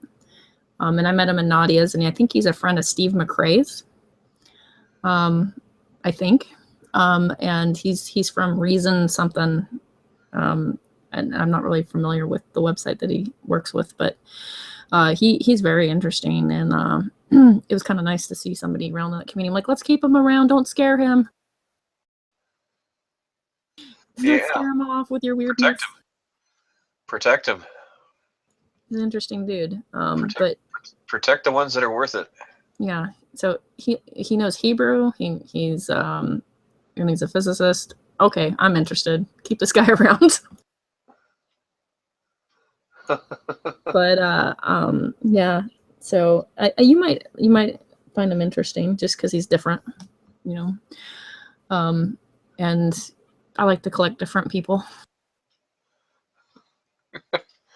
Well, as long as you give me a relatively clean display case. Not like the last one. Not like the last one. I noticed that You are a little bit kinder to Catholics than some atheists are. Part of the problem is that Catholics are rapidly becoming like Mormons and Johos, where they're becoming kind of the whipping boy. I see a lot of Protestants taking advantage of many of the terrible mistakes that have been made by the Catholic Church as an institution over the years, and so that they can use Catholics as a whipping boy. I really do not believe that Catholics, that an organization that tries that hard to please your almighty God is going to get left out in the cold because they venerate Mary. Like, I just, that doesn't make a lick of sense, to anybody who thinks about it for 2 minutes. Look at all these Christians we have. Yay. Oh, well, now that we cut off the Catholic Church, look at all these Christians we have. Wait, the atheists are just barely below us. Yeah, it's like, that for all of the things that we may dislike about Catholicism and about the Catholic Church, I can take you to parishes in Quebec and in northern Ontario, Manitoba, in places that what's now called Nunavut, the Northwest Territories, all over this country, where tiny little Catholic churches that are, that are seen to by one, one priest, maybe a couple of nuns. And these guys do tremendous work in their community, and they never put a finger on a kid in their entire lives, And I know there's some people that say, well, why would you serve an organization? Why would you serve an organization that has done that has allowed that to happen, that has not immediately handed over people, who are guilty of doing that to the authorities, and it is instead covering it up? You know what? I have no answer for that. That's a question that these people are going to have to answer for themselves. But the thing is, these people have never hurt anybody. These are the guys that sit by your grandma's bed in her last days and say rosary for her. By you, I mean someone other than me. No, literally me. Actually, I watched my grandmother die, and the priest was there giving the last rites. And these for years, these were the guys who wandered through the hospitals, and would minister to people on their, in the last days of their life. And other than these priests, there'd be nobody else to talk to these people. They had no family, no friends. Some, people might not even have known they were there, and maybe they didn't have a lot of time to live. And they had one chance to unburden themselves and to clear their minds before they died. Now, whatever we may think of that, that serves a purpose to comfort. And it may not be false. It may be false comfort, but who cares? It's not like if those people were, it's not like if we withhold that false comfort to them, then when they magically get better, they'll be able to figure out what's right or wrong, right? I mean, these priests will sit at the bedsides of these little old ladies with no one to be around them in their last days, and they'll hold them by the hand, and they'll press a rosary in their hand, and they'll give them a communion. I mean, you have to respect that, even if you think that the Catholic Church is corrupt to the core, you have to respect the hundreds of thousands of priests all around the world who go into communities and do the best that they can do, Matt Dillahunty talks about how a lot of social aid from religious organizations comes on the end of a sermon or a Bible. Well, you know what? More often than not, that's a Protestant thing, not a Catholic thing. There's a couple of Catholic soup kitchens here in town. You go in, you get your tray, you get your stale bun, you get your gruel, you get your pudding cup, right? Your cup of coffee to take with you. Nobody makes you listen to a sermon first. Nobody tells you that you're gonna, that you're gonna burn in hell. And a lot of these, there's a couple of Catholic priests I know that go through the downtown here in Ottawa, and they've got blankets, and they got shoes, and they got hats, and they got gloves. And that's not to say that other people can't do it, but just because other people can't do it doesn't mean that you suddenly yank the kudos away from the people who have been doing it. I mean, I really think that people, in many ways, people are beating up on the Catholic Church, not just because they have done terrible things, but because particularly, I think with Protestants, I think there's a rivalry there that I think particularly atheists and people within the Protestant community needs to understand that I think there may also be a bit of jealousy there too. It's tough. I mean, nothing is cut and dried, and nothing is clear one way or the other. But I don't know. I've known too many good Catholics, and I've known too many good Catholic priests, and I've known too many places where the tiny little church is a place of sanctuary and peace and calm, to just set it all on fire because what? They worship Mary? I mean, come on.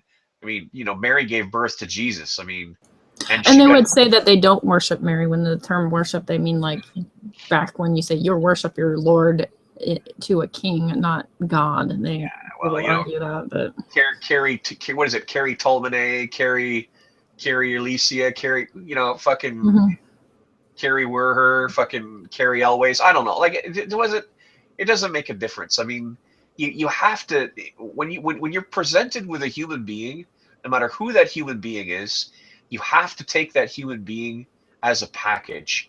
You cannot just look at that human being in most cases, and say, well, there's a couple of big things about you or whatever. You wear a label or you wear a uniform or whatever, and so that means that you're always this. I mean, obviously there are exceptions to that, right? I mean, if I'm presented with a member of the fucking Waffen SS in full uniform, I'm like, you're an asshole. It doesn't matter what else you are, you're an asshole. But in most cases, it's not that cut and dried. There are good priests, there are bad priests, there are good pastors, there are bad pastors. Look at that fucking idiot out in Arizona. What's his name? Steven Anderson. Steven Anderson. That guy is fucking vicious. Mm-hmm. He is vicious. He doesn't even think the Holocaust happened. Yep. I mean, he wants to return everybody to the Iron Age or the Bronze Age. It's crazy. Now, I'm going to tell you something, okay? One of these days, Baldy the Limey is going to be Father Baldy the Limey, okay? And on his worst day, I keep trying to get him to go Anglican, but he won't listen. On his worst day, he is never, ever going to say the things or do the things. He will be 10 times a better representative of his God and his church than Steven Anderson will ever fucking be. So it's not that cut and dried. Yeah. I think that there are, well, I mean, I know everybody loves their grandmother. Everybody loves their grandmother. But I am more than convinced that my grandmother was a Christian. Like, everything that she did, and then not just to me, but what I witnessed to other people was very Christian. Everything that the concept of charity, and I don't mean charity in the sense of in the great debate community arguing, but the concept of see a need, fill a need. When somebody is hurting and suffering, you try to relieve it, right? And so, like, if somebody down the street lost their husband, she would make them a meal. If somebody's children had an accident and was in the hospital, she would offer to babysit their other kid. Like, she would always practically go, how can I serve you? How can I help? And never condemnation.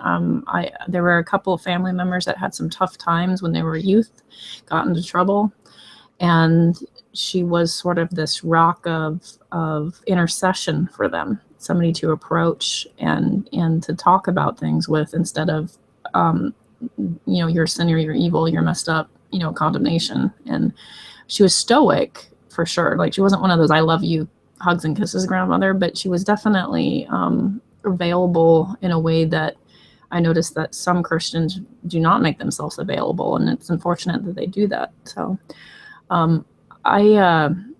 working in church, I worked in church for some years, and being, working with youth and outreach and stuff like that, you end up in a smaller church, you end up really close knit, and we have these cute phrases in evangelical culture, and then, we'll say, like, we're doing life together. We'll have these cute little sayings, like that are just goofy, that make Catholics roll their eyes at us.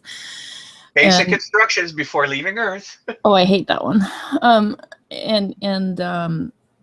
Unfortunately, working in any form of clergy is extremely taxing, and I think people don't realize that.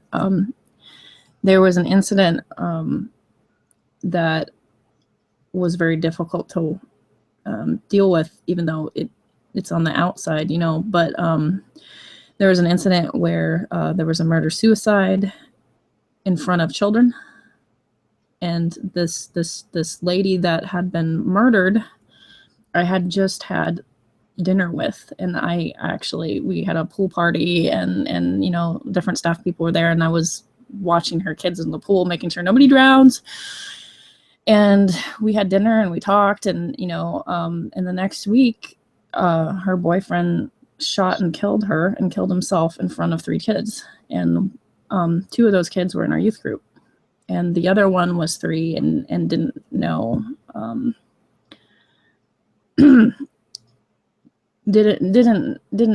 didn't know what was going on. He couldn't completely grasp what was happening, but very much so the teenager and the preteen knew what was going on, and clearly the police get involved, and you know, the children are in mandatory counseling, and it's just a train wreck, right? And we have a little church, and it's an absolute train wreck. And so being that we're not anti-psychology or anything like that, and the police are involved, you know, the kids go, they get, you know, immediately social services involved, counseling's involved, and their biological dad is now involved.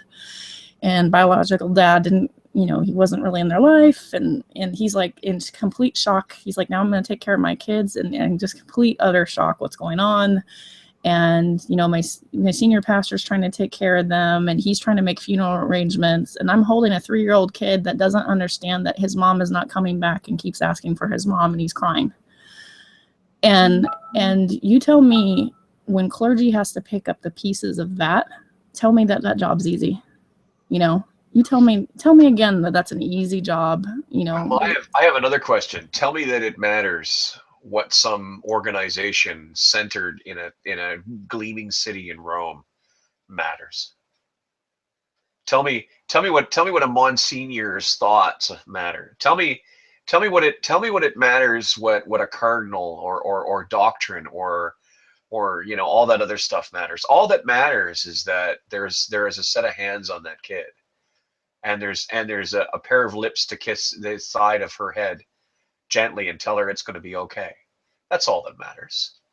You know, the one of the best things about religion is that, as you know, as much as any other organization out there, perhaps even more, it has spurred people to look for something outside themselves to make a difference with. Is it the only one? Of course it's not. Is it the only organization that can make that happen? Obviously not. But the fact is that it has.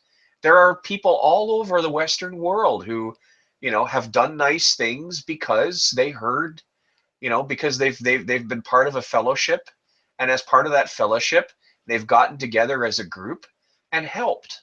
And if that's under a steeple with a cross, and nobody's getting hurt by it, and you know, nobody's getting directly harmed by it, then surely the hard realization that there is no God, which, by the way, is something that nobody can prove one way or the other any old fucking way if they're being honest with each other. So surely that question can wait while you get the kid to stop crying and take a bottle and go to sleep, and maybe forget for a couple of hours that his mommy's gone. Yeah. So a lot of clergy, a lot of staff people and stuff like that, you end up literally doing life together. There's that one kid whose parents don't give a damn about him, but you showed up at his graduation. I can't tell you, unfortunately, that's happened a few times where I've had to go to somebody's graduation and I'm the only adult there for them. That is weird.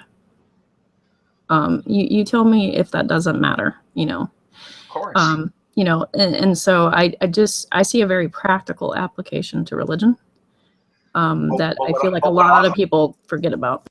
But what often happens is that people go, oh, well, you know, a big brother could do the same thing. Sure. But is it really a case that one has to be replaced with the other?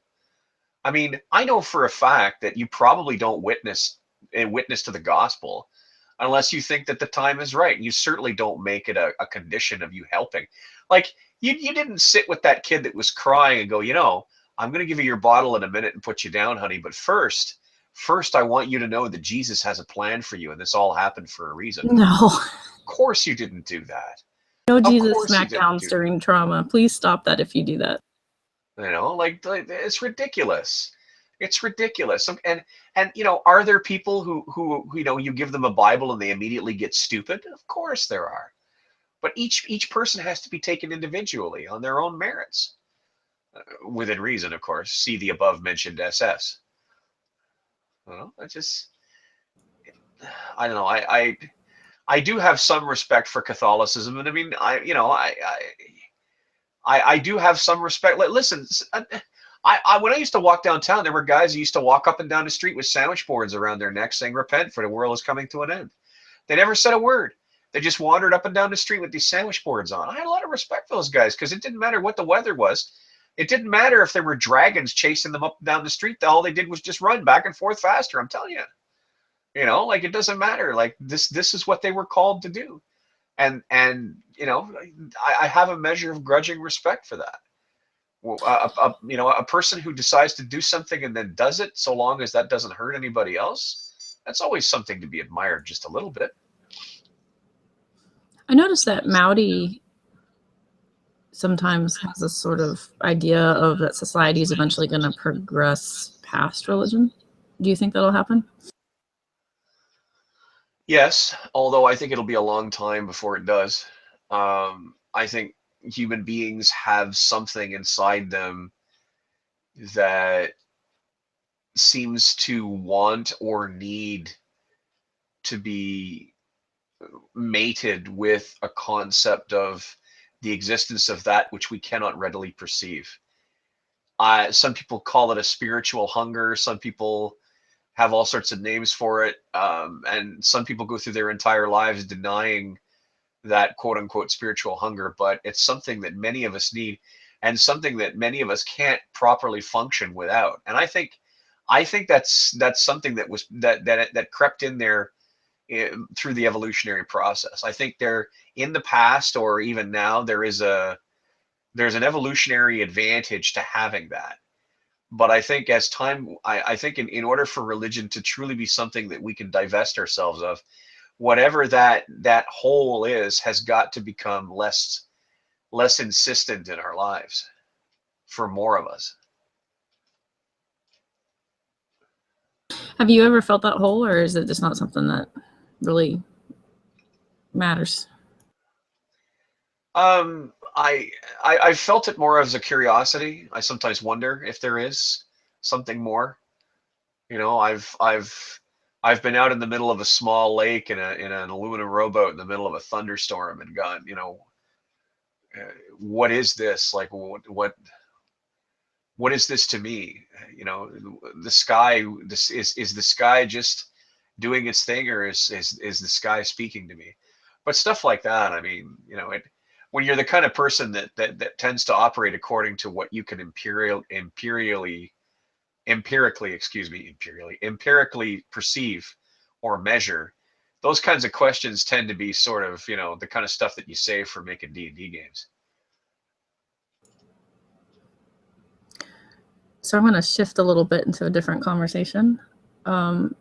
Somebody asked about your love life. Look, Gus, have you ever been in love? Who the hell asked that?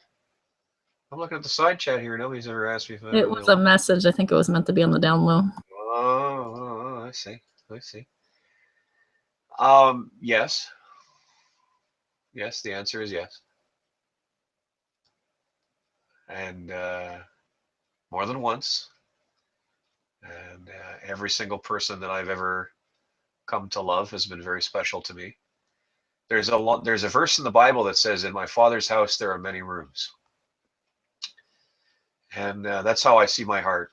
In my heart there is room to love many people, and there are special places in my heart where the girls who have, the women who have, well, some of them were girls at the time and some of them were women at the time, depending on what part of my life.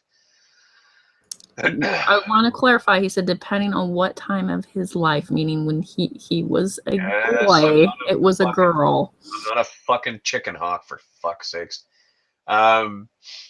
You know, depending on, like I said, depending on what part of my life, they've all brought something beautiful to my life. Some for a long time, some for a short time, but I treasure all of them, and I not only have loved them, but I will always love them. Once I decide I love you, it takes very, very, very enormous amounts of effort for me to decide I don't love you anymore. That's just the way it works. How do you view friendship? 3 circles. The first circle is the circle that's, think of them as concentric rings on a dartboard. The first circle. Oh, you're a lot like me with the dartboard or the orbits. Yeah, the 3 circles. Well, you know, then, you know, you can help me explain them, although your particular categories might be a little different. But I mean, the first circle, the people I'd trust with my life, the people, if they come up to me and they said, you know, Gus, I need you to give me every nickel you have, I'd be like, money? But if I had money, I'd be like, yeah, sure, here, no problem. Gus, I need the keys to your car. Yeah, absolutely. You know, Gus, I need you to hold this for a while. Yeah, no problem. You know, Gus, I need a place to stay. You know, I'll talk to my landlady. We'll work something out. You know, like and the reason is that I know these people would do the same thing for me, and that I have a very close relationship to, that we connect on a very personal level. That if I ever knew deep down inside that I had hurt them, I would just burst into tears, knowing that I had been such a clod. These are how important those people are to me. The second circle are people who are close, but they're not too close. I'll tell them things, but I won't tell them everything. I will ask them for stuff, but it actually takes me a while to ask them for things like money. And you know, they're friends, but they're not best of friends. They're people who they're people who I trust, but up to a certain point. And then out there in the third circle are like drinking buddies, right? Like people that you bump into at a cafe, or, you know, you happen to know because you met them through another guy. And, oh, hey, you know, here's Joe, and here's his friend Bob. And, oh, hey, Bob, what's up? And you don't really, you sort of know Bob. You might split a cab with Bob, or you might sit at a table with Bob and 5 or 6 other people and split the check. Or, you know, if Bob's short a couple of bucks to get into a club, you might spot him. But, you know, you don't really know him. You don't really trust him. Sometimes you might not even like him. So that's, you know, so he sort of lives in the third circle. He's more of a friend acquaintance than a friend. I like that you say the guy that you just go to the bar and you like pal around with. Yeah, there's some people in that category. Yeah, you wouldn't trust him. You wouldn't rely on him, you know, because he's either proven that he can't be so, or you just don't know him well enough, and he doesn't belong in that circle, you know.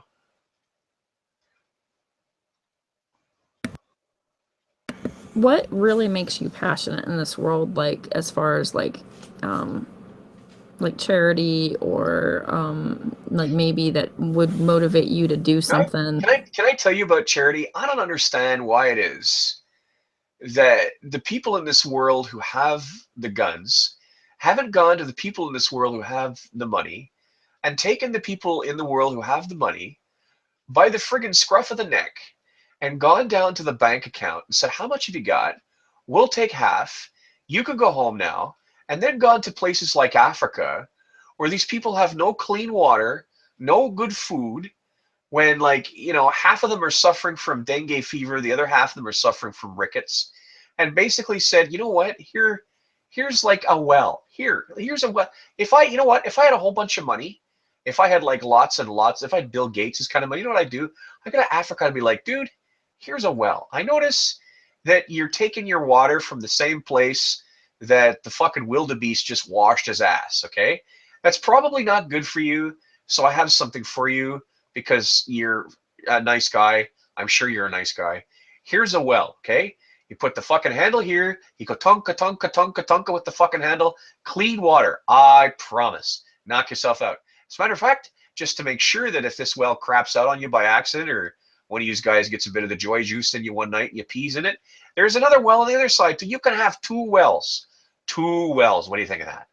Like, I do not understand why charity has to be this gift that we give people who we think are worthy, when in the West we have enough food, enough clothing, enough knickknacks, enough space to live for everybody, in some cases twice over. You know, Canada alone throws enough food away to feed, you know, to feed itself twice. That's what we do. Often we throw that food away because we can't be bothered to do the extra work that it would take to make that food edible. Okay, so you got an apple with a bruise, right? Well, you take that, you send it to the applesauce factory, like hello, where nobody cares if it's bruised. I mean, tell me the jar of applesauce isn't the ultimate bruised apple, right? But nobody wants to do that stuff. And instead we got waste. We got people, we got, you know, these little, tiny little kids in Africa. They got bellies that are bigger than, you know, friggin' rocks. And everybody sits around going, oh, that's terrible. Do something about it. And don't see, you know, and I don't know. Anyway, it gets me, I scratch my head and I don't understand. It doesn't make a lick of sense to me.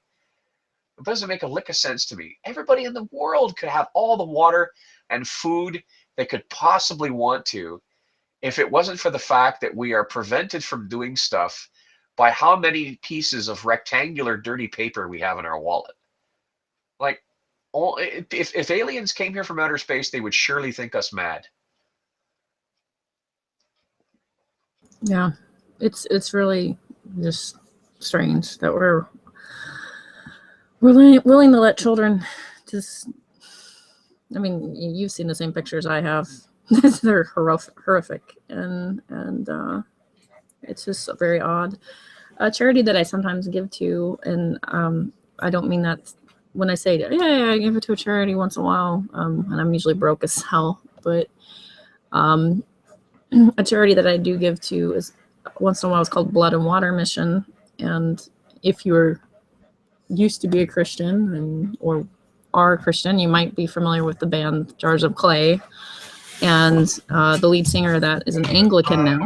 And it pouring rain and it fun. Yeah. Okay. Oh, okay. Gus knows Jars of Clay.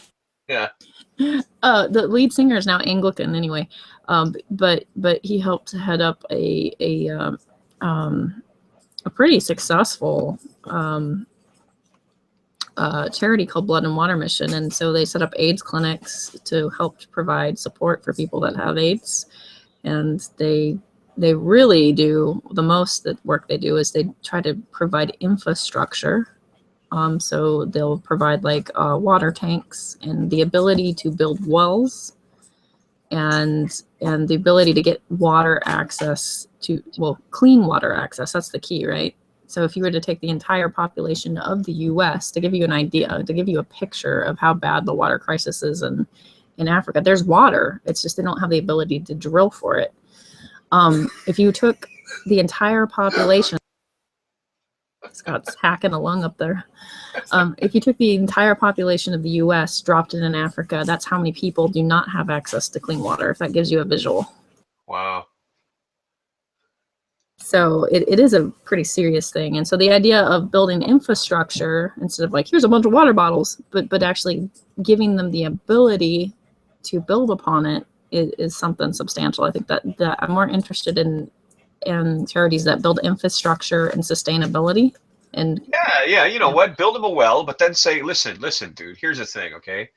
The well is just a hole in the ground. You want to do better than that. So what we're going to do is we're going to make a pumping station, okay? Then we're going to tap down into this thing called an aquifer. I know it's a stupid name for it, but just think of it as lots and lots of water a little further down, okay? And what we're going to do is we're going to pump that water out. We're going to give some to you. We're going to give some to your friends. We're going to say, and you know what? I'll tell you something else. We're going to put something in your house. You'll turn a fucking tap. Cold, clean water will come out anytime you want. You don't have to leave your house. What do you think of that? You know? Like, what's wrong? Like, why are we not doing these things? I don't get it. On a grand scale, right? Like, not just, you know. Yeah, like, I mean, you know, I understand. I understand that sometimes their governments get in the way, and Sometimes, you know, sometimes there's a bit of tribalism that goes on and says, no, I don't want that guy to have clean water because he's from the whichever whoever, and I'm from the whoever whichever, and you know, the left side of his face is black and the right side is white, and the right side of my face is black and the left side is white. Like, I know there's some of that, but all these people love their kids, right? All these people don't want their kids to grow up fucking shitting themselves to death in a corner someplace. So it makes sense to me. I don't know. It just doesn't make a lick of sense. But then again, I'm not very well educated, so I'm sure there's things I don't understand. Yeah. There's always a lot of logistics and complications and politics, unfortunately, that are just completely involved in all these things. And then anytime there's like some sort of civil war, everything goes to hell again. Yeah, that's true too. So Scott's got a ball in front of Raffle now, and I'm afraid that there's going to be a lot of barking in a second. So can you not now? These things happen. Raffle is insane. If you saw what Scott's got 2 balls in his hands and he's whirling it around and his little head spinning. Raffle's a good boy. He's a funny dog. He takes good care of his mommy and daddy. He's a good boy. Yeah. Well, you know, he just does his job. What dogs are supposed to do, whatever that is. That's right. That's right. Yeah. Because when your God threw you guys out of the Garden of Eden, he looked around and he looked down at the dog and he said, "You better go with them because they don't know their head from their ass. Go with them. Tell them when things are being a problem. Warn them when there's you know the deal. Go on." Yeah. He tries to put us to bed. He's like, "Time to go to bed." Yeah. Well, it's because he knows he can't lie on top of you unless you go to bed. That's right. He makes my leg fall asleep. I'm like, "Stop it," because he's at the foot of the bed. He just like is like, "Oh yeah, I'll use your foot as a pillow," and I'll wake up and I have like a dead foot. Pins and needles. You go to stand up. Ah, thunk. Fall into one of those open exposed joists or whatever. So, if you could share one thing right now that, like, you know, is on your mind that you feel like needs to be said, is there anything that's kind of on the top of your mind?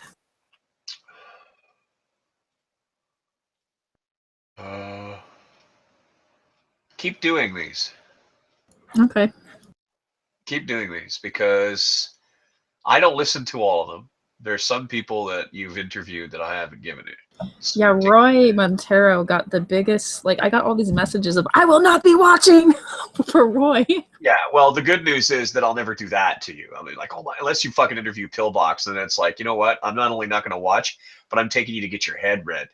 But you know, other than that, I mean, I won't do that. There are some people though that I don't care what they're thinking about, but I think it's good for you to do this, and I think you're in a unique position to do this because you have some traction on both sides of the line. I think this is something that will put a human face on people that we often only know on the other side of a shield wall, you know, and the communities are very good at protecting each other, even from when there's not attacks going on. And it's good to see that first and foremost, at the end of the day, what we all of us are is just human beings, you know, cognitive beings who are trying to figure out how to get from point A to point B without stepping out in front of a bus or completely losing our mind when our shoelace snaps. That's what we are. And for all of us, we all of us have a slightly different way of going about it. And I think that's the point that ultimately needs to be remembered, you know. And I will be one of the first people to forget it because you can bet your ass, you know, 24 hours from now or something, I'll be in one of MK's hangouts bashing Darwin's deity's head against the nearest solid object, laughing like a maniac covered in blood. You just know it. So, well, you know, people like you are required for this. You know, we all have our roles here. And I think, you know, the diplomat, the explainer, the teacher. I can explain. I think that's a good role for you to take. Just don't do it when I'm doing my thing. That's all. Yeah, I know. One thing that you've taught me that I think is kind of funny is I would come in and be like, "My way's better." I actually really thought, you know, and I'm going to be an asshole. I admit that I'm an asshole. You know, like I thought diplomacy is always better. And why aren't we working towards that at all times? And I think what I've learned, and you're one of the people that taught me that diplomacy doesn't always work. It is not always the right tool for the job. It is always better, but it's not always possible.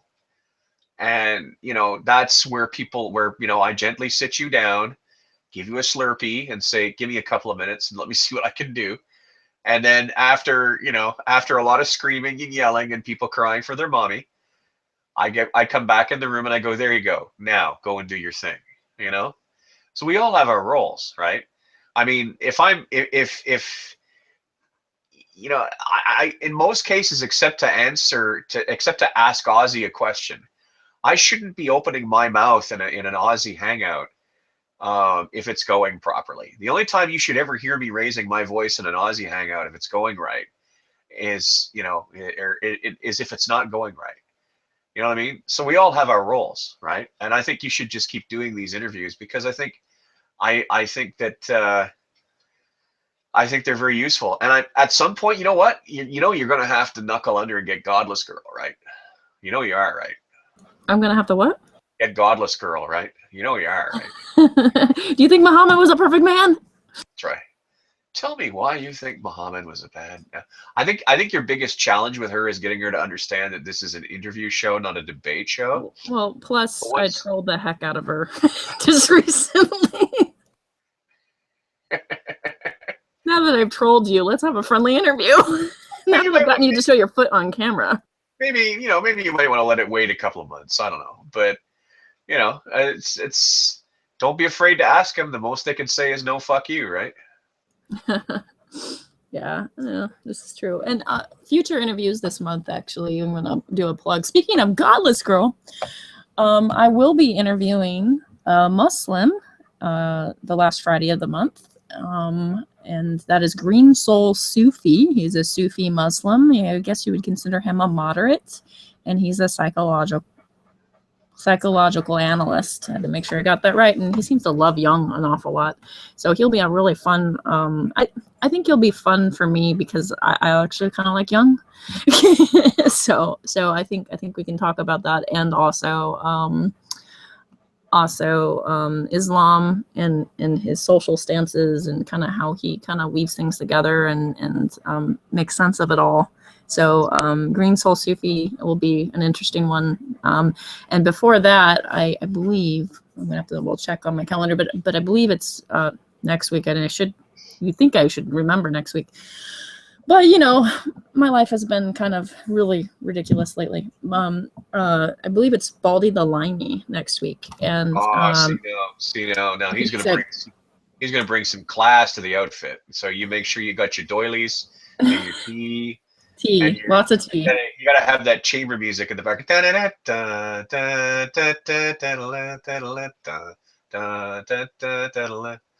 Right. You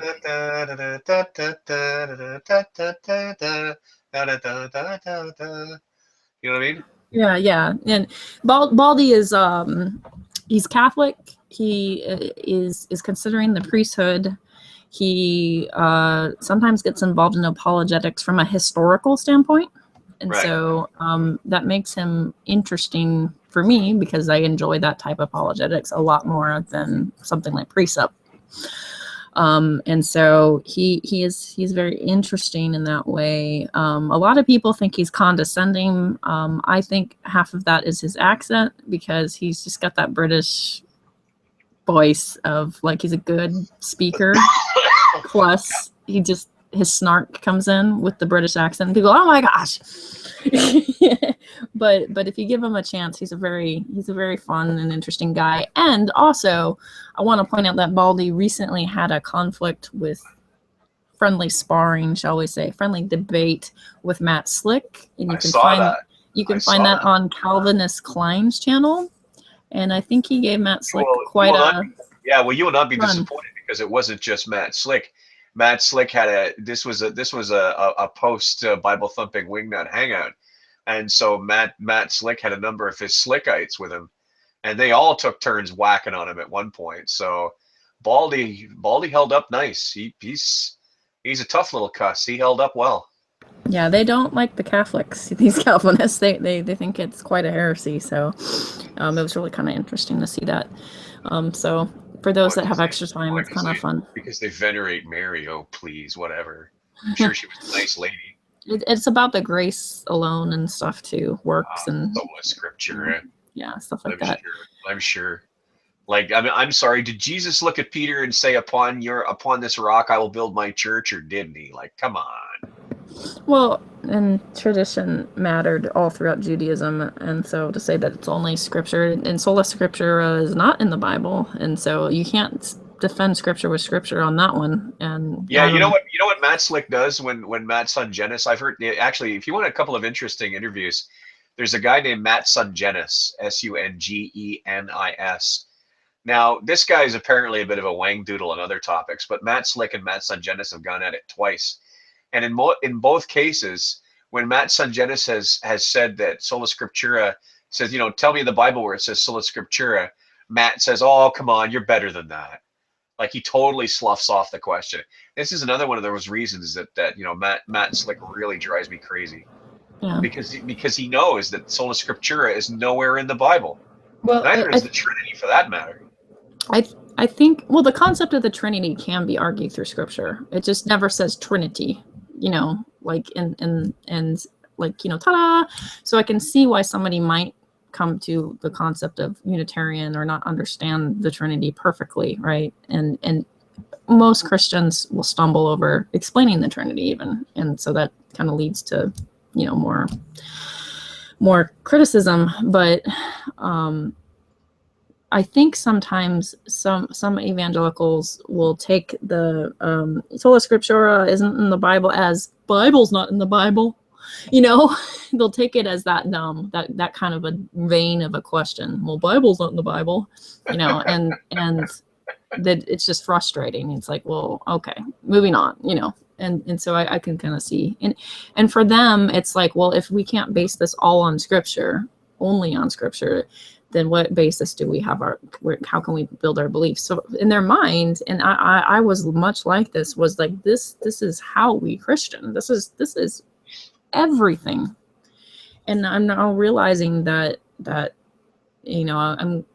been kind of going back into I've been exploring not really Catholicism as much as Orthodoxy and the Church Fathers and stuff like that. And I've been trying to figure out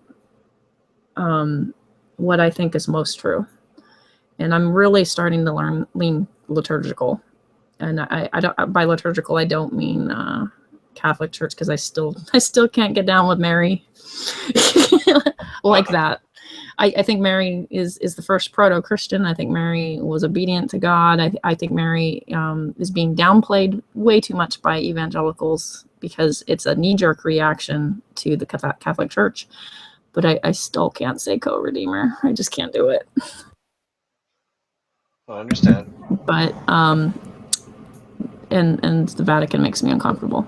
But still, there's an attractive side to the Catholicism because they've got the history, not just the dark history, because I think everybody has the dark history. We've all kind of evolved over the times, but they have intellectual richness that is sorely missing overall in Protestant circles. Yep.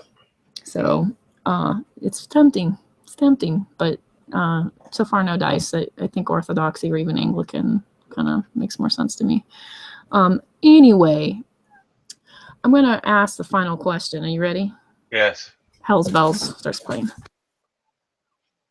Just kidding. If you were to ask everybody in the community to rally around a cause or a goal in the community, what would you promote? Wow. That's a good question. That's a really good question.